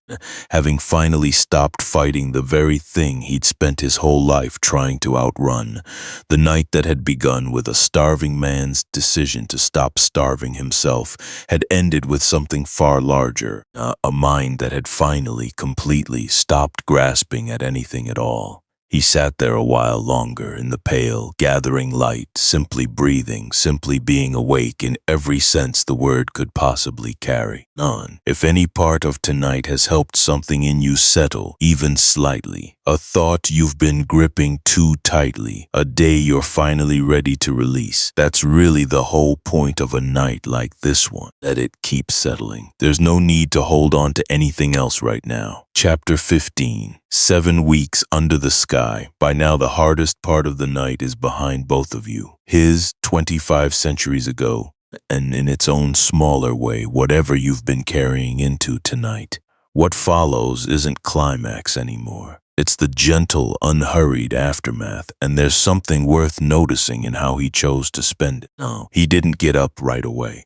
This detail rarely makes it into shorter versions of the story, but it's worth sitting with. Having just experienced the single most significant realization of his entire existence, across countless lifetimes, he simply stayed. Sat exactly where he was under the same tree for a long, unhurried stretch afterward. And doing nothing more dramatic than continuing to breathe and be present with what had just happened. The tradition holds that he remained in that general area for roughly 7 weeks afterward, moving occasionally to different nearby spots, but never rushing outward into the wider world to announce what had occurred. 7 weeks of simply being awake before deciding what, if anything, to do about it. There's a detail here easy to miss, and it matters more than it seems. Even after the single greatest breakthrough imaginable, there was no urgency to immediately act on it, explain it, or share it. He simply let it settle further, the way you might sit quietly for a while after receiving enormous news, before doing anything at all in response to it. During one stretch of these 7 weeks, according to the old accounts, a fierce storm rolled through the region. Heavy rain, strong wind, the kind of weather that would ordinarily send any creature seeking shelter. A great serpent king, Muchalinda, is said to have emerged from beneath the earth and coiled his enormous body around the seated Buddha 7 times, spreading his great hood above him like a canopy, shielding him from the full force of the storm until it passed. None. Whatever you make of the literal image, there's something worth noticing underneath it. Even in this earliest, quietest period of his awakened life, protection and shelter arrived from unexpected places, without him having to ask for it or fight for it. He had spent 6 years forcing his body through extreme deprivation, fighting for every inch of progress. Now, having finally stopped fighting entirely, shelter simply arrived, offered freely, from a source he hadn't sought out at all. Here is where the unexplained sound in the forest finally resolves. It turns out in most tellings that address it directly have been exactly what it sounded like at the time, before curiosity had a chance to dress it up into something more dramatic. Simply the wind, moving through branches and underbrush the way wind does on any ordinary night, and entirely indifferent to the fact that something extraordinary happened to be occurring nearby. Let that sit with you for a moment, because it's a slightly deflating answer, and that's exactly the point of including it. Not every mystery in this story, or in your own life, resolves into something significant. Sometimes the answer really is just the wind. Sometimes the sound that kept you half alert late at night really was nothing more than a house settling, or a branch shifting, or your own mind, tired and overactive, manufacturing significance out of ordinary noise. And learning to let an unexplained sound simply be the wind, without needing to solve it before you can rest, might be one of the smaller, quieter lessons buried inside this much larger night. During another of these 7 weeks, the old accounts describe him wrestling briefly with a genuinely difficult question: whether to teach what he had realized at all. What he had seen that long night under the tree was subtle, difficult to put into ordinary language. This is not a small hesitation, and it's worth saying plainly what it was not. It was not doubt about whether the realization was real. It was not fear of being wrong, not reluctance to do the harder thing. It was simply an honest worry that most people, caught up in the ordinary business of daily cravings and distractions, exactly the way he himself had been for so much of his life, might not be ready to hear it. However clearly he found the words to explain it. Karuna, compassion, is what ultimately tipped the decision, not certainty that everyone would understand. Not confidence that teaching would be easy. Simply an aching, wordless care for every being he had witnessed during that long night's second watch, endlessly caught in patterns of suffering they couldn't fully see. Even if only a few people, out of everyone struggling under that same weight, might be reached by what he'd found, it seemed worth trying. He decided to teach.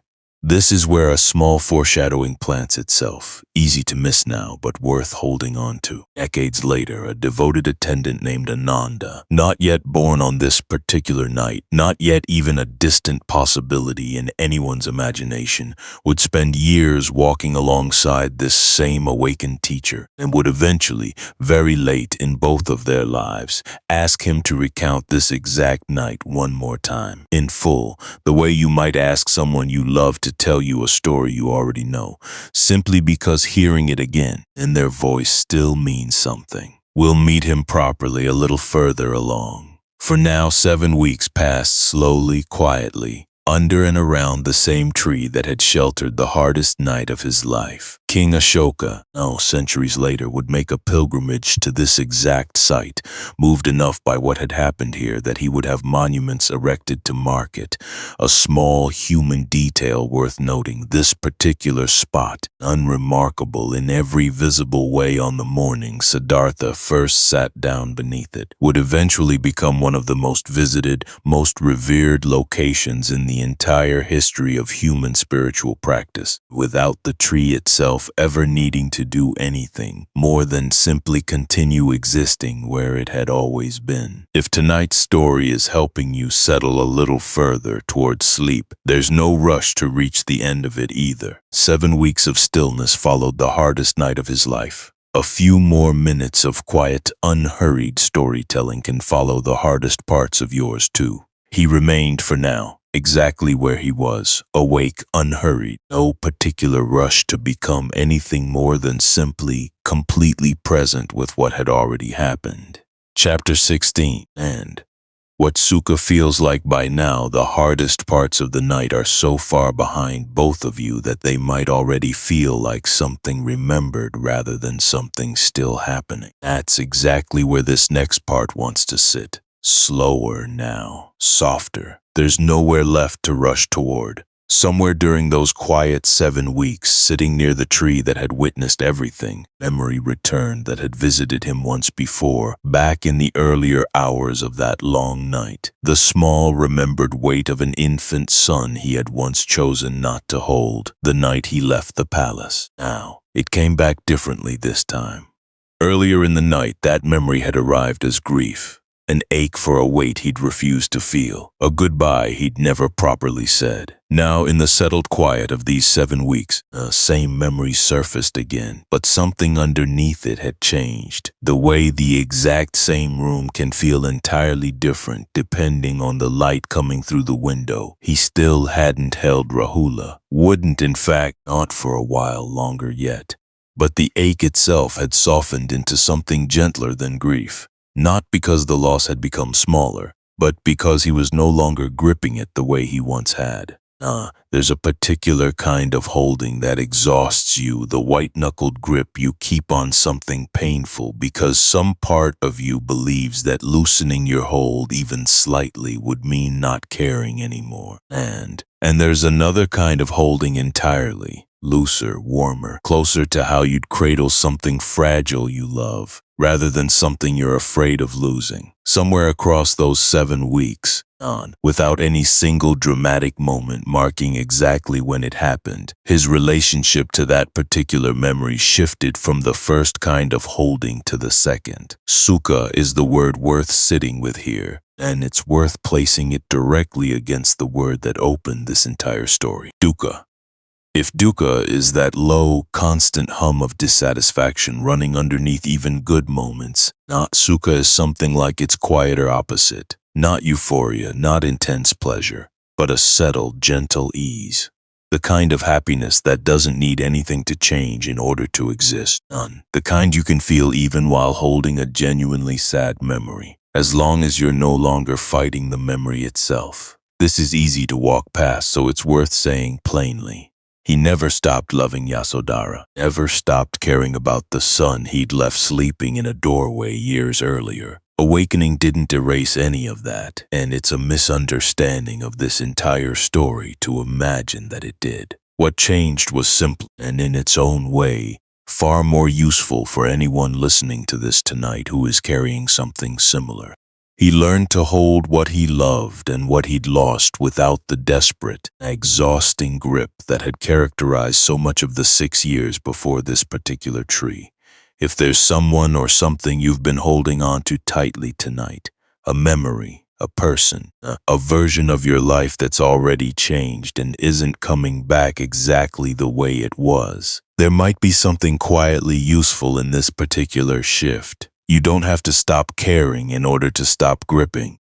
Loosening your hold on something painful doesn't mean it mattered less. Sometimes it simply means you finally stopped exhausting yourself trying to keep it exactly as it was. There's a story, not preserved in some of the later traditions that grew up around this period of his life, about Rahula eventually meeting his father again. Years later, once the boy had grown old enough to understand at least some of what had happened. It's a quiet story without much drama to it. A son meeting a father he barely remembered in circumstances neither of them could have predicted on the night the father first walked out through the palace gates. We won't dwell on it fully here. Some of it belongs to a different later part of this same larger story, one for another night. What matters right now is simply this. The ache never fully disappeared. It didn't need to. It just stopped being something he had to fight in order to feel at peace. The 7 weeks continued their slow, unhurried pace. Nothing dramatic happened during most of them. That's rather the point of including them at all in a story like this one. Not every important stretch of time needs to be filled with events. Not some of the most necessary parts of any long process. Healing, understanding, simply becoming used to a new way of holding an old ache, happen quietly without any clear external marker of progress, the unremarkable in-between hours that most retellings skip past entirely. If tonight has felt unhurried to you too, if some of this story's slowness has matched something your own body has needed after a long day, or a long week, or longer than that, there's nothing wrong with that pace. Rest rarely arrives quickly. It usually arrives the way Sukha arrived for him, slowly, quietly, somewhere in the unremarkable middle of simply continuing to sit still. The sky beyond the tree across these 7 weeks moved through its ordinary cycles: sunrise, midday heat, the long gold stretch of afternoon, evening, dark, and sunrise again, over and over, indifferent and steady, the way the sky always is, regardless of what's happening beneath it. Beneath it, for these 7 weeks, sat a man who had finally stopped fighting the weight of everything he'd ever loved and lost, and had found, somewhere underneath all of it, a kind of ease he hadn't known was available to him until he stopped gripping hard enough to let it in. Chapter 17. The first sermon. Not yet 7 weeks of stillness eventually had to end the way even the longest, most necessary pause eventually does. At some point during that stretch, sitting in whatever gentle ease had settled over him by then, a specific question surfaced that hadn't been urgent before. Who might actually be able to understand what I've found? Not everyone, he suspected. Most people caught up in the ordinary business of living, work, family, the daily maintenance of a life, likely wouldn't have the interest or the readiness to sit with something this subtle, but someone, surely, someone whose mind had already been prepared, even partially, for exactly this kind of understanding. 2 names came to him first, his 2 former teachers, Alara Kalama and Udaka Ramaputta, the men whose peaceful, refined, meditative states he had mastered and then walked away from years earlier. Both of them, he reasoned, already had minds trained enough in stillness that they might be able to receive what he'd found more easily than most. And the old text described what happened next with a particular quiet sadness. Both teachers, it turned out, had already died. Alara Kalama recently, Udaka Ramaputta more recently still. So recently, in fact, that some tellings suggest he had died only the night before the news reached the Buddha. Here's what's easy to miss in a detail like this, tucked quietly between the drama of the awakening and whatever came after it.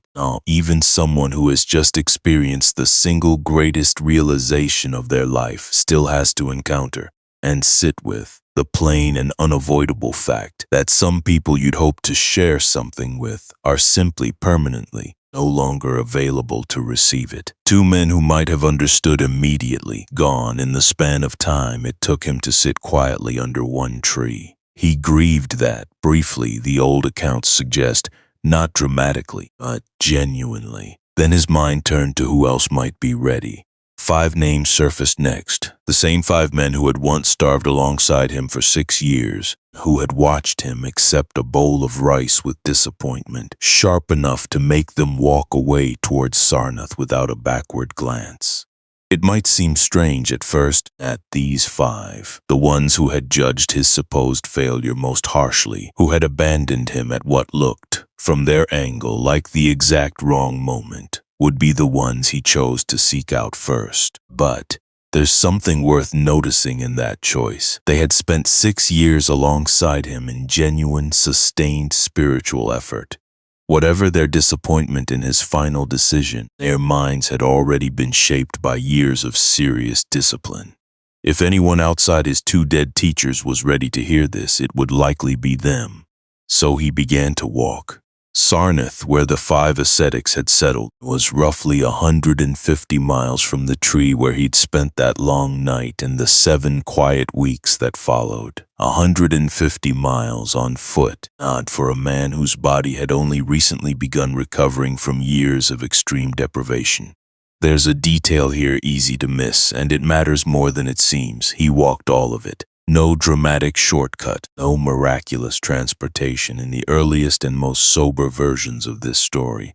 Just an ordinary, exhausting, multi-week journey on foot, undertaken by someone who had just found the answer to the deepest question of his life and now had to do something almost mundane by comparison. Simply keep walking, day after day, toward 5 men who had left him in disappointment months earlier, with no guarantee they'd even be willing to listen when he finally arrived. Along the way, the old texts record a small, almost comic encounter. Another wandering ascetic, passing him on the road, noticed something unusual in his bearing. A clarity, a settledness, something visibly different from the ordinary weariness of most travelers, and asked him directly what had happened to him. Who was his teacher? What tradition did he follow? "I have no teacher," the Buddha reportedly answered. "I have awakened completely by myself." The other ascetic, understandably skeptical of such an enormous claim from a stranger on a dusty road, simply shook his head, said something non-committal, and continued on his way in the opposite direction. This is easy to walk past, so it's worth pausing on directly. The single greatest realization in the history of this tradition, delivered for the very first time to another human being, was met with polite, forgettable skepticism from a stranger who had somewhere else to be.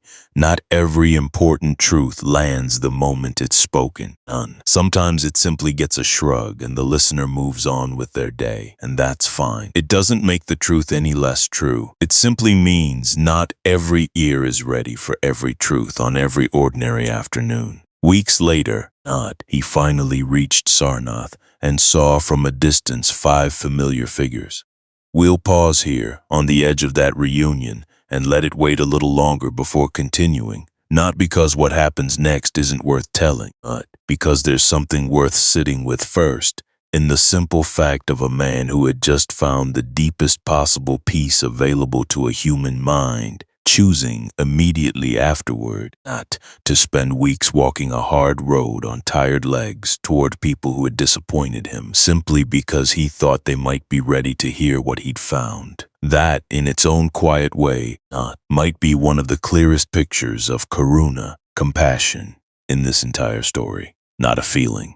A choice, repeated one exhausting mile after another, to go toward the people most likely to understand, rather than simply resting in what he'd already found and letting the rest of the world discover it whenever it happened to.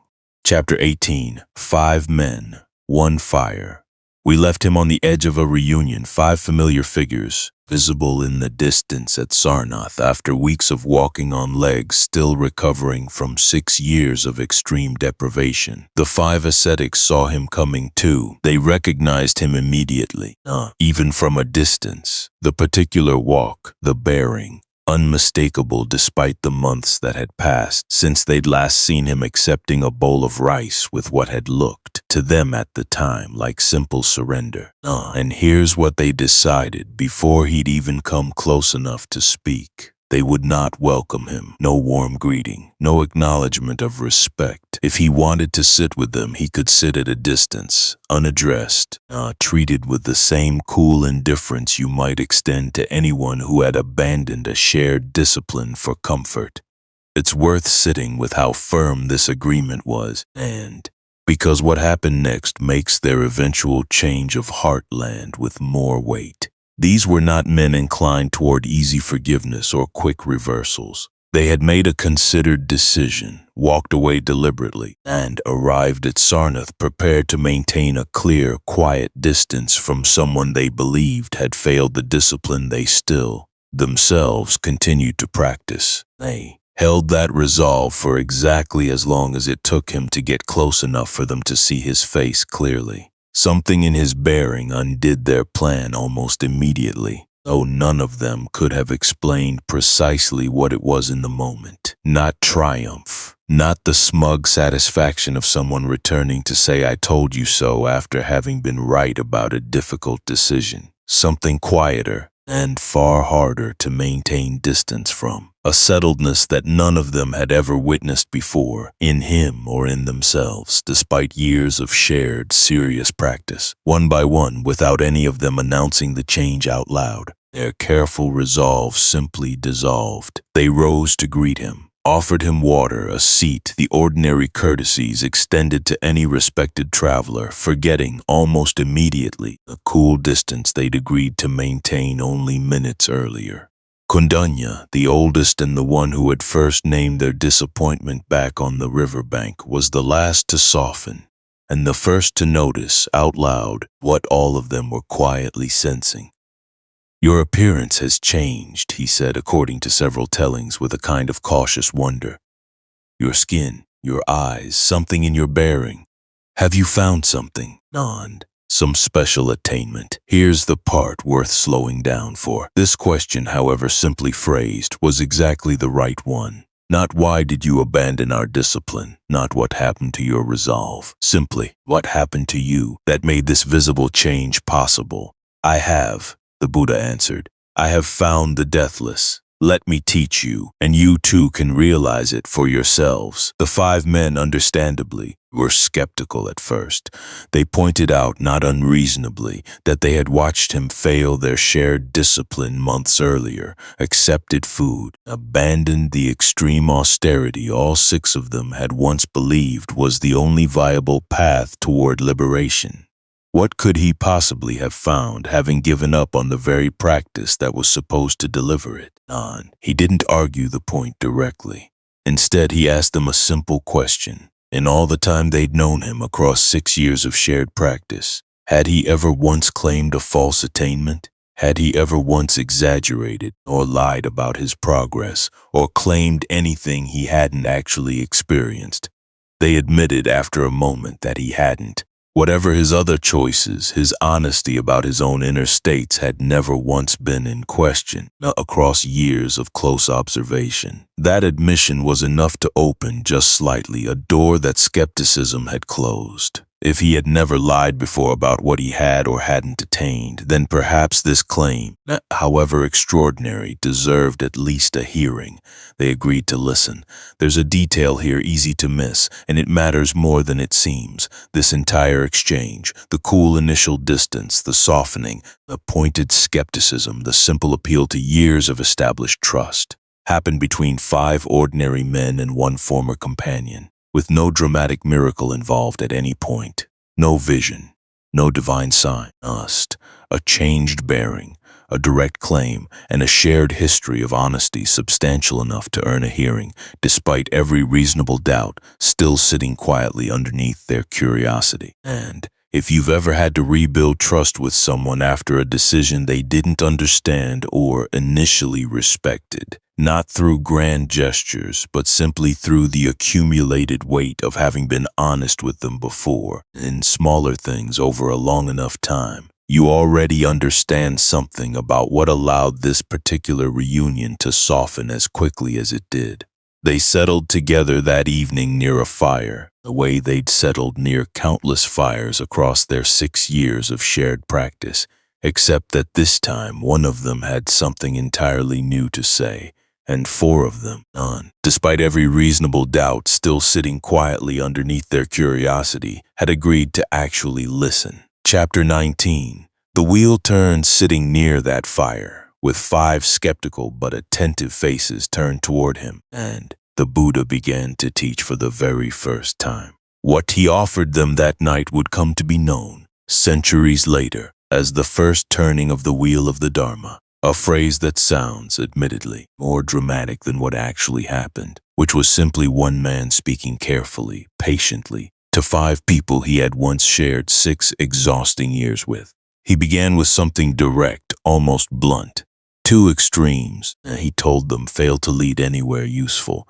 The extreme of indulgence, chasing pleasure, comfort, sensory satisfaction as an answer to suffering, leads nowhere, because pleasure is temporary and the craving underneath it only deepens with every attempt to satisfy it completely.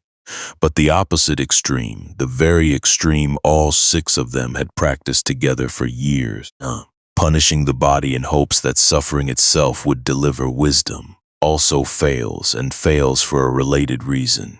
It simply exhausts the body and mind without addressing whatever is actually generating the suffering underneath. And between those 2 extremes, he told them there is a middle way, not a compromise, not a watered-down version of either extreme, but something else entirely, a path that addresses suffering directly, rather than trying to either drown it in pleasure or starve it out through deprivation. He described this path as having 8 parts: right view, right intention, right speech, right action, right livelihood, right effort, right mindfulness, right concentration. Though on that first night, sitting by a single fire with 5 tired, skeptical men, he likely didn't present it with the neat, numbered clarity later tradition would give it.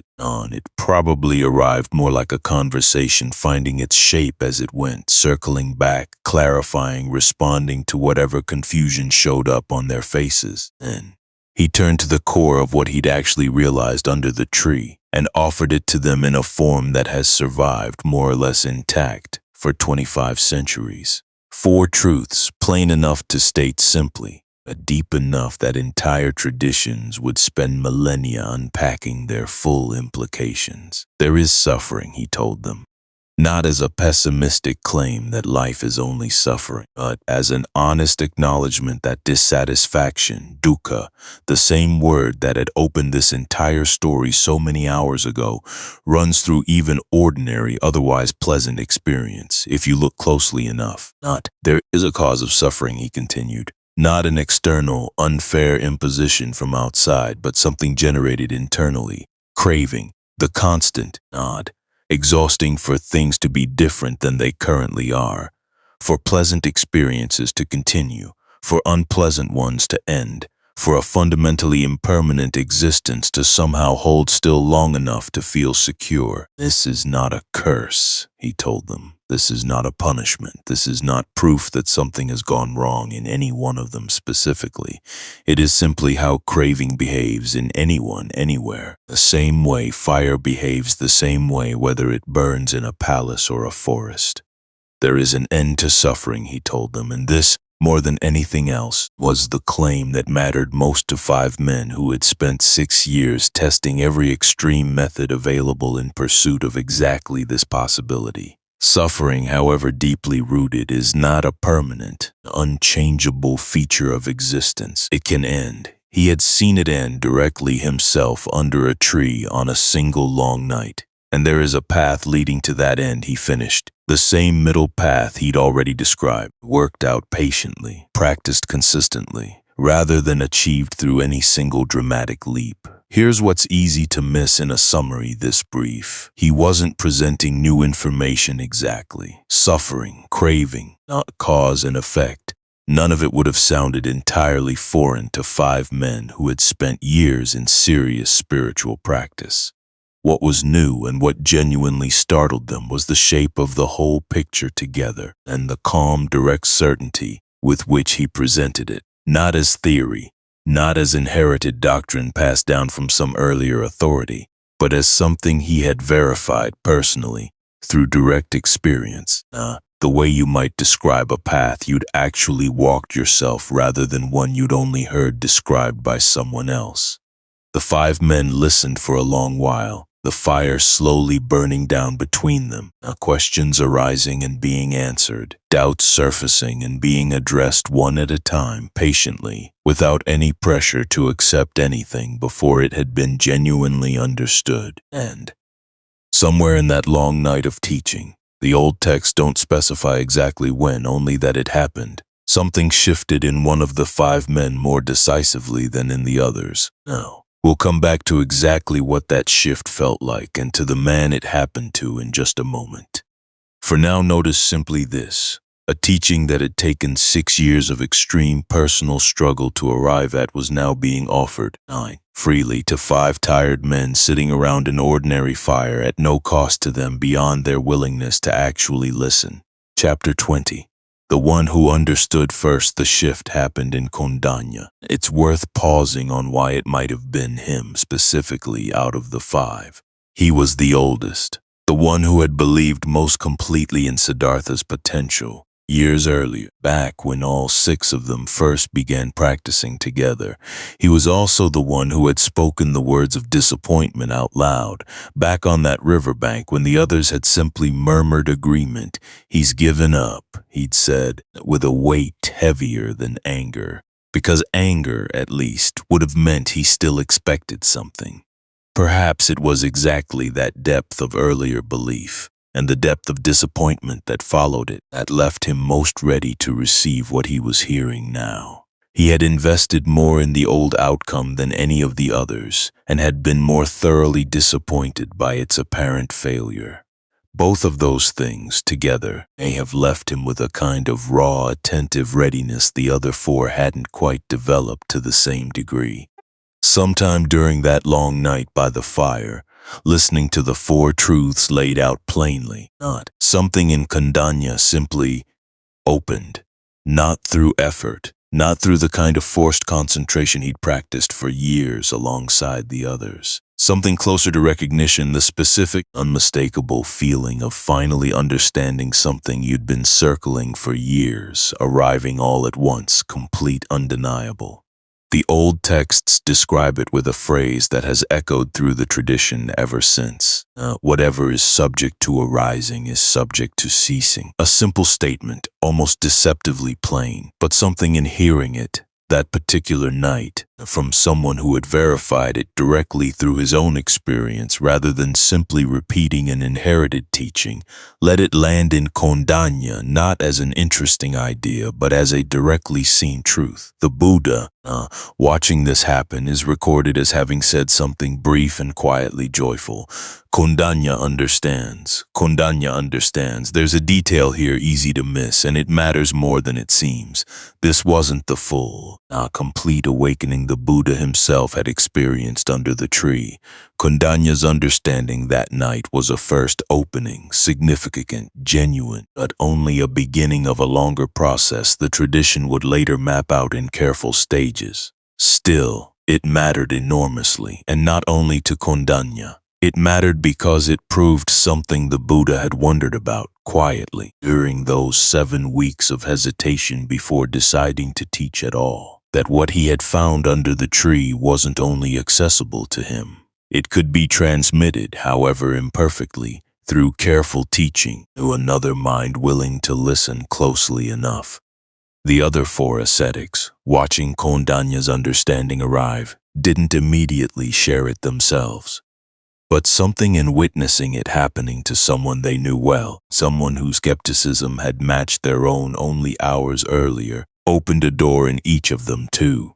Over the following days, one by one, as the Buddha continued teaching and clarifying, each of the remaining 4 arrived at similar openings of their own, at their own pace, in their own time. This is where a small, quiet institution was born, without any of the 5 men or their teacher fully realizing, at that moment, what they were beginning. 5 ascetics, plus the man who had once starved alongside them and then found something none of them had yet found on their own, became the first community of people who understood, directly and not merely theoretically, what the Buddha had realized under the tree. The tradition would eventually call this community the Sangha, and it would grow over the following decades, from these 6 men sitting around a single fire in Sarnath into something that would eventually reach across an entire continent, and then, centuries later, across the entire world. But that night, it was simply 6 men, a fire slowly burning down to embers, and a teaching offered patiently and received, one careful understanding at a time, by people willing to set aside old disappointment long enough to actually listen to what had changed. And if you've ever watched someone else's breakthrough, a friend finally understanding something you'd tried for years to explain, a family member finally seeing clearly something you'd both been circling for a long time, you know something of what it might have felt like watching Kondanya's face change that night by the fire. Not triumph, something quieter and warmer than triumph. The simple, deep satisfaction of watching the truth land somewhere it had been needed for a very long time. Chapter 21. The question Ananda asked by now. Decades have quietly folded themselves into the space between one chapter and the next, the way they do in any life, faster than anyone standing inside them ever quite expects. The man who once sat beneath that tree was, by this point, very old, still teaching, still walking from village to village with a small community that had grown over the years into something far larger than he could have imagined on the night he first decided to leave a palace and its comforts behind. People simply called him the Buddha now, the awakened one, the title he'd never claimed for himself that morning under the tree, but had long since stopped correcting others for using. Beside him, for most of those decades, walked a man named Ananda. Ananda had joined the community years after that first long night, too young to have witnessed any of it directly, but close enough to the Buddha for long enough that he had heard the story told and retold more times than either of them could count. Sometimes to new students, sometimes to curious kings, sometimes simply in passing, as an old memory surfacing in ordinary conversation. One evening, late in both of their lives, sitting somewhere quiet after a long day of travel, Ananda asked to hear it again. It's easy to forget this far into tonight's story how long ago that first quiet decision on the riverbank actually was. The thin, starving man deciding to stop fighting his own body. The woman who almost turned back with a bowl of rice, the horse who died of waiting, and decades had passed since then. An entire life had been built and lived in the space between that morning and this quiet evening. Tell me about that night, Ananda said, or something close to it. The old texts don't preserve his exact words here, only the fact of the asking. The one under the tree. Tell me again. It might seem strange at first that someone who had heard this story so many times would ask to hear it once more. But there's something worth noticing in that request, something almost anyone listening to a story like this one, late at night, already understands without needing it explained. Some stories aren't asked for because the listener doesn't know how they end. They're asked for because hearing them again, in a particular voice at a particular quiet hour, does something that simply knowing the facts never quite manages on its own. The Buddha told it again, slowly, unhurried, the same way, more or less, that this particular telling has tried to move through it tonight, not rushing toward the awakening, lingering instead in the smaller moments most retellings skip past. The rice, the horse, the 2 teachers, the daughters in the dark, the earth touched, bearing witness, the long, quiet unspooling of 3 watches of the night ending in a single point of light low on the eastern horizon. Here is where the small foreshadowing planted a while back, easy to miss at the time, finally resolves this exact scene. An old man, decades later, asking to hear the story once more. Simply because some stories are worth returning to, not for new information, but for the particular comfort of hearing them again. Bodhi, awakening, is the word that names what happened that night, and it's worth noticing, this far along, that the word itself doesn't describe a permanent finished state so much as a single, complete waking up, not an ending. A beginning that then had to be lived out, decade after decade, one ordinary evening at a time, including this one, an old man retelling an old story to an old friend before both of them eventually went to sleep.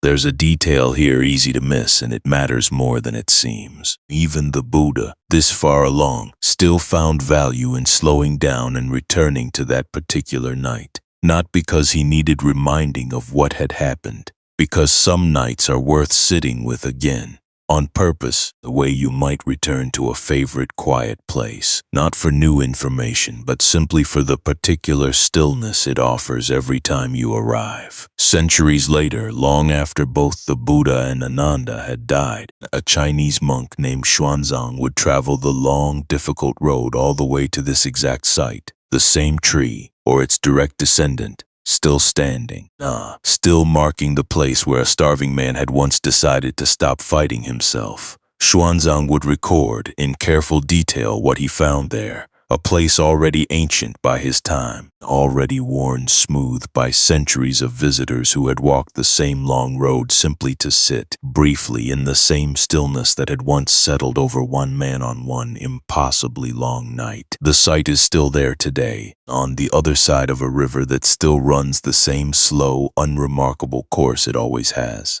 past a tree that is not the original tree, but comes from an unbroken line of saplings, generation after generation, each grown from the one before it, reaching all the way back to the exact tree that sheltered that first long night. People still travel there, still sit, briefly, in whatever stillness the place still holds, still find none, whether they arrive believing in any of the specific details of this story or not, something in themselves settling slightly, simply from being present in a place where someone once decided, fully and completely, to stop running. You don't need to travel there yourself to borrow a little of that same stillness tonight. You've been sitting with this story for hours now, moving slowly through the same long night he once sat through himself. Whatever in you needed a place to settle down tonight has, in its own smaller way, already been doing exactly that. The old man finished his retelling. Ananda sat with it quietly for a while.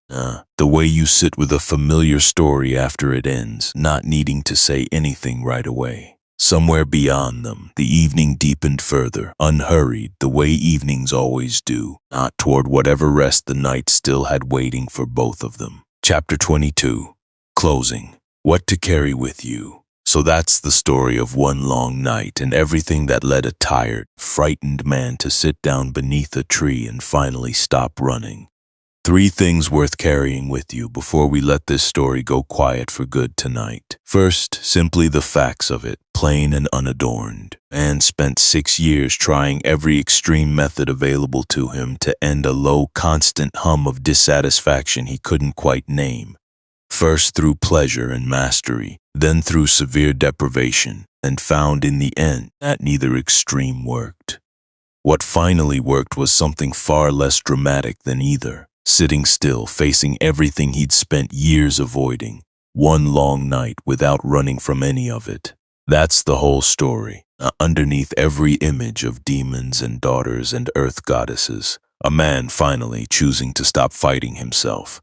Second, something a little closer to home. Letting go, the way he practiced it that night, was never about giving up. It wasn't passive. It wasn't resignation. It was the most active, most demanding thing he did in his entire life, harder in its own way than 6 years of extreme physical discipline had been. And real letting go takes a specific, deliberate kind of courage. The courage to stop gripping something you're afraid to release, even when every instinct in you insists that gripping tighter is the only way to keep it safe. No. You've likely already practiced a small version of this yourself tonight, without necessarily noticing it happening. Some thought you'd been holding on to all day, some worry you'd been turning over and over, now quietly loosening its grip somewhere across these last few hours. Third, and this is the one worth carrying longest, the one with the most weight to it. You don't need 6 years of starvation, or a single dramatic night under a tree to practice what he practiced.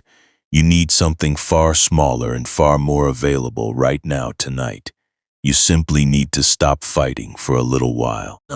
Whatever you've been holding on to today, a worry, a conversation replayed too many times, a version of tomorrow you're already trying to control before it's even arrived. None of it needs your grip right now. It will still be there in the morning if it needs to be. Right now, there's nothing left to do but let it rest.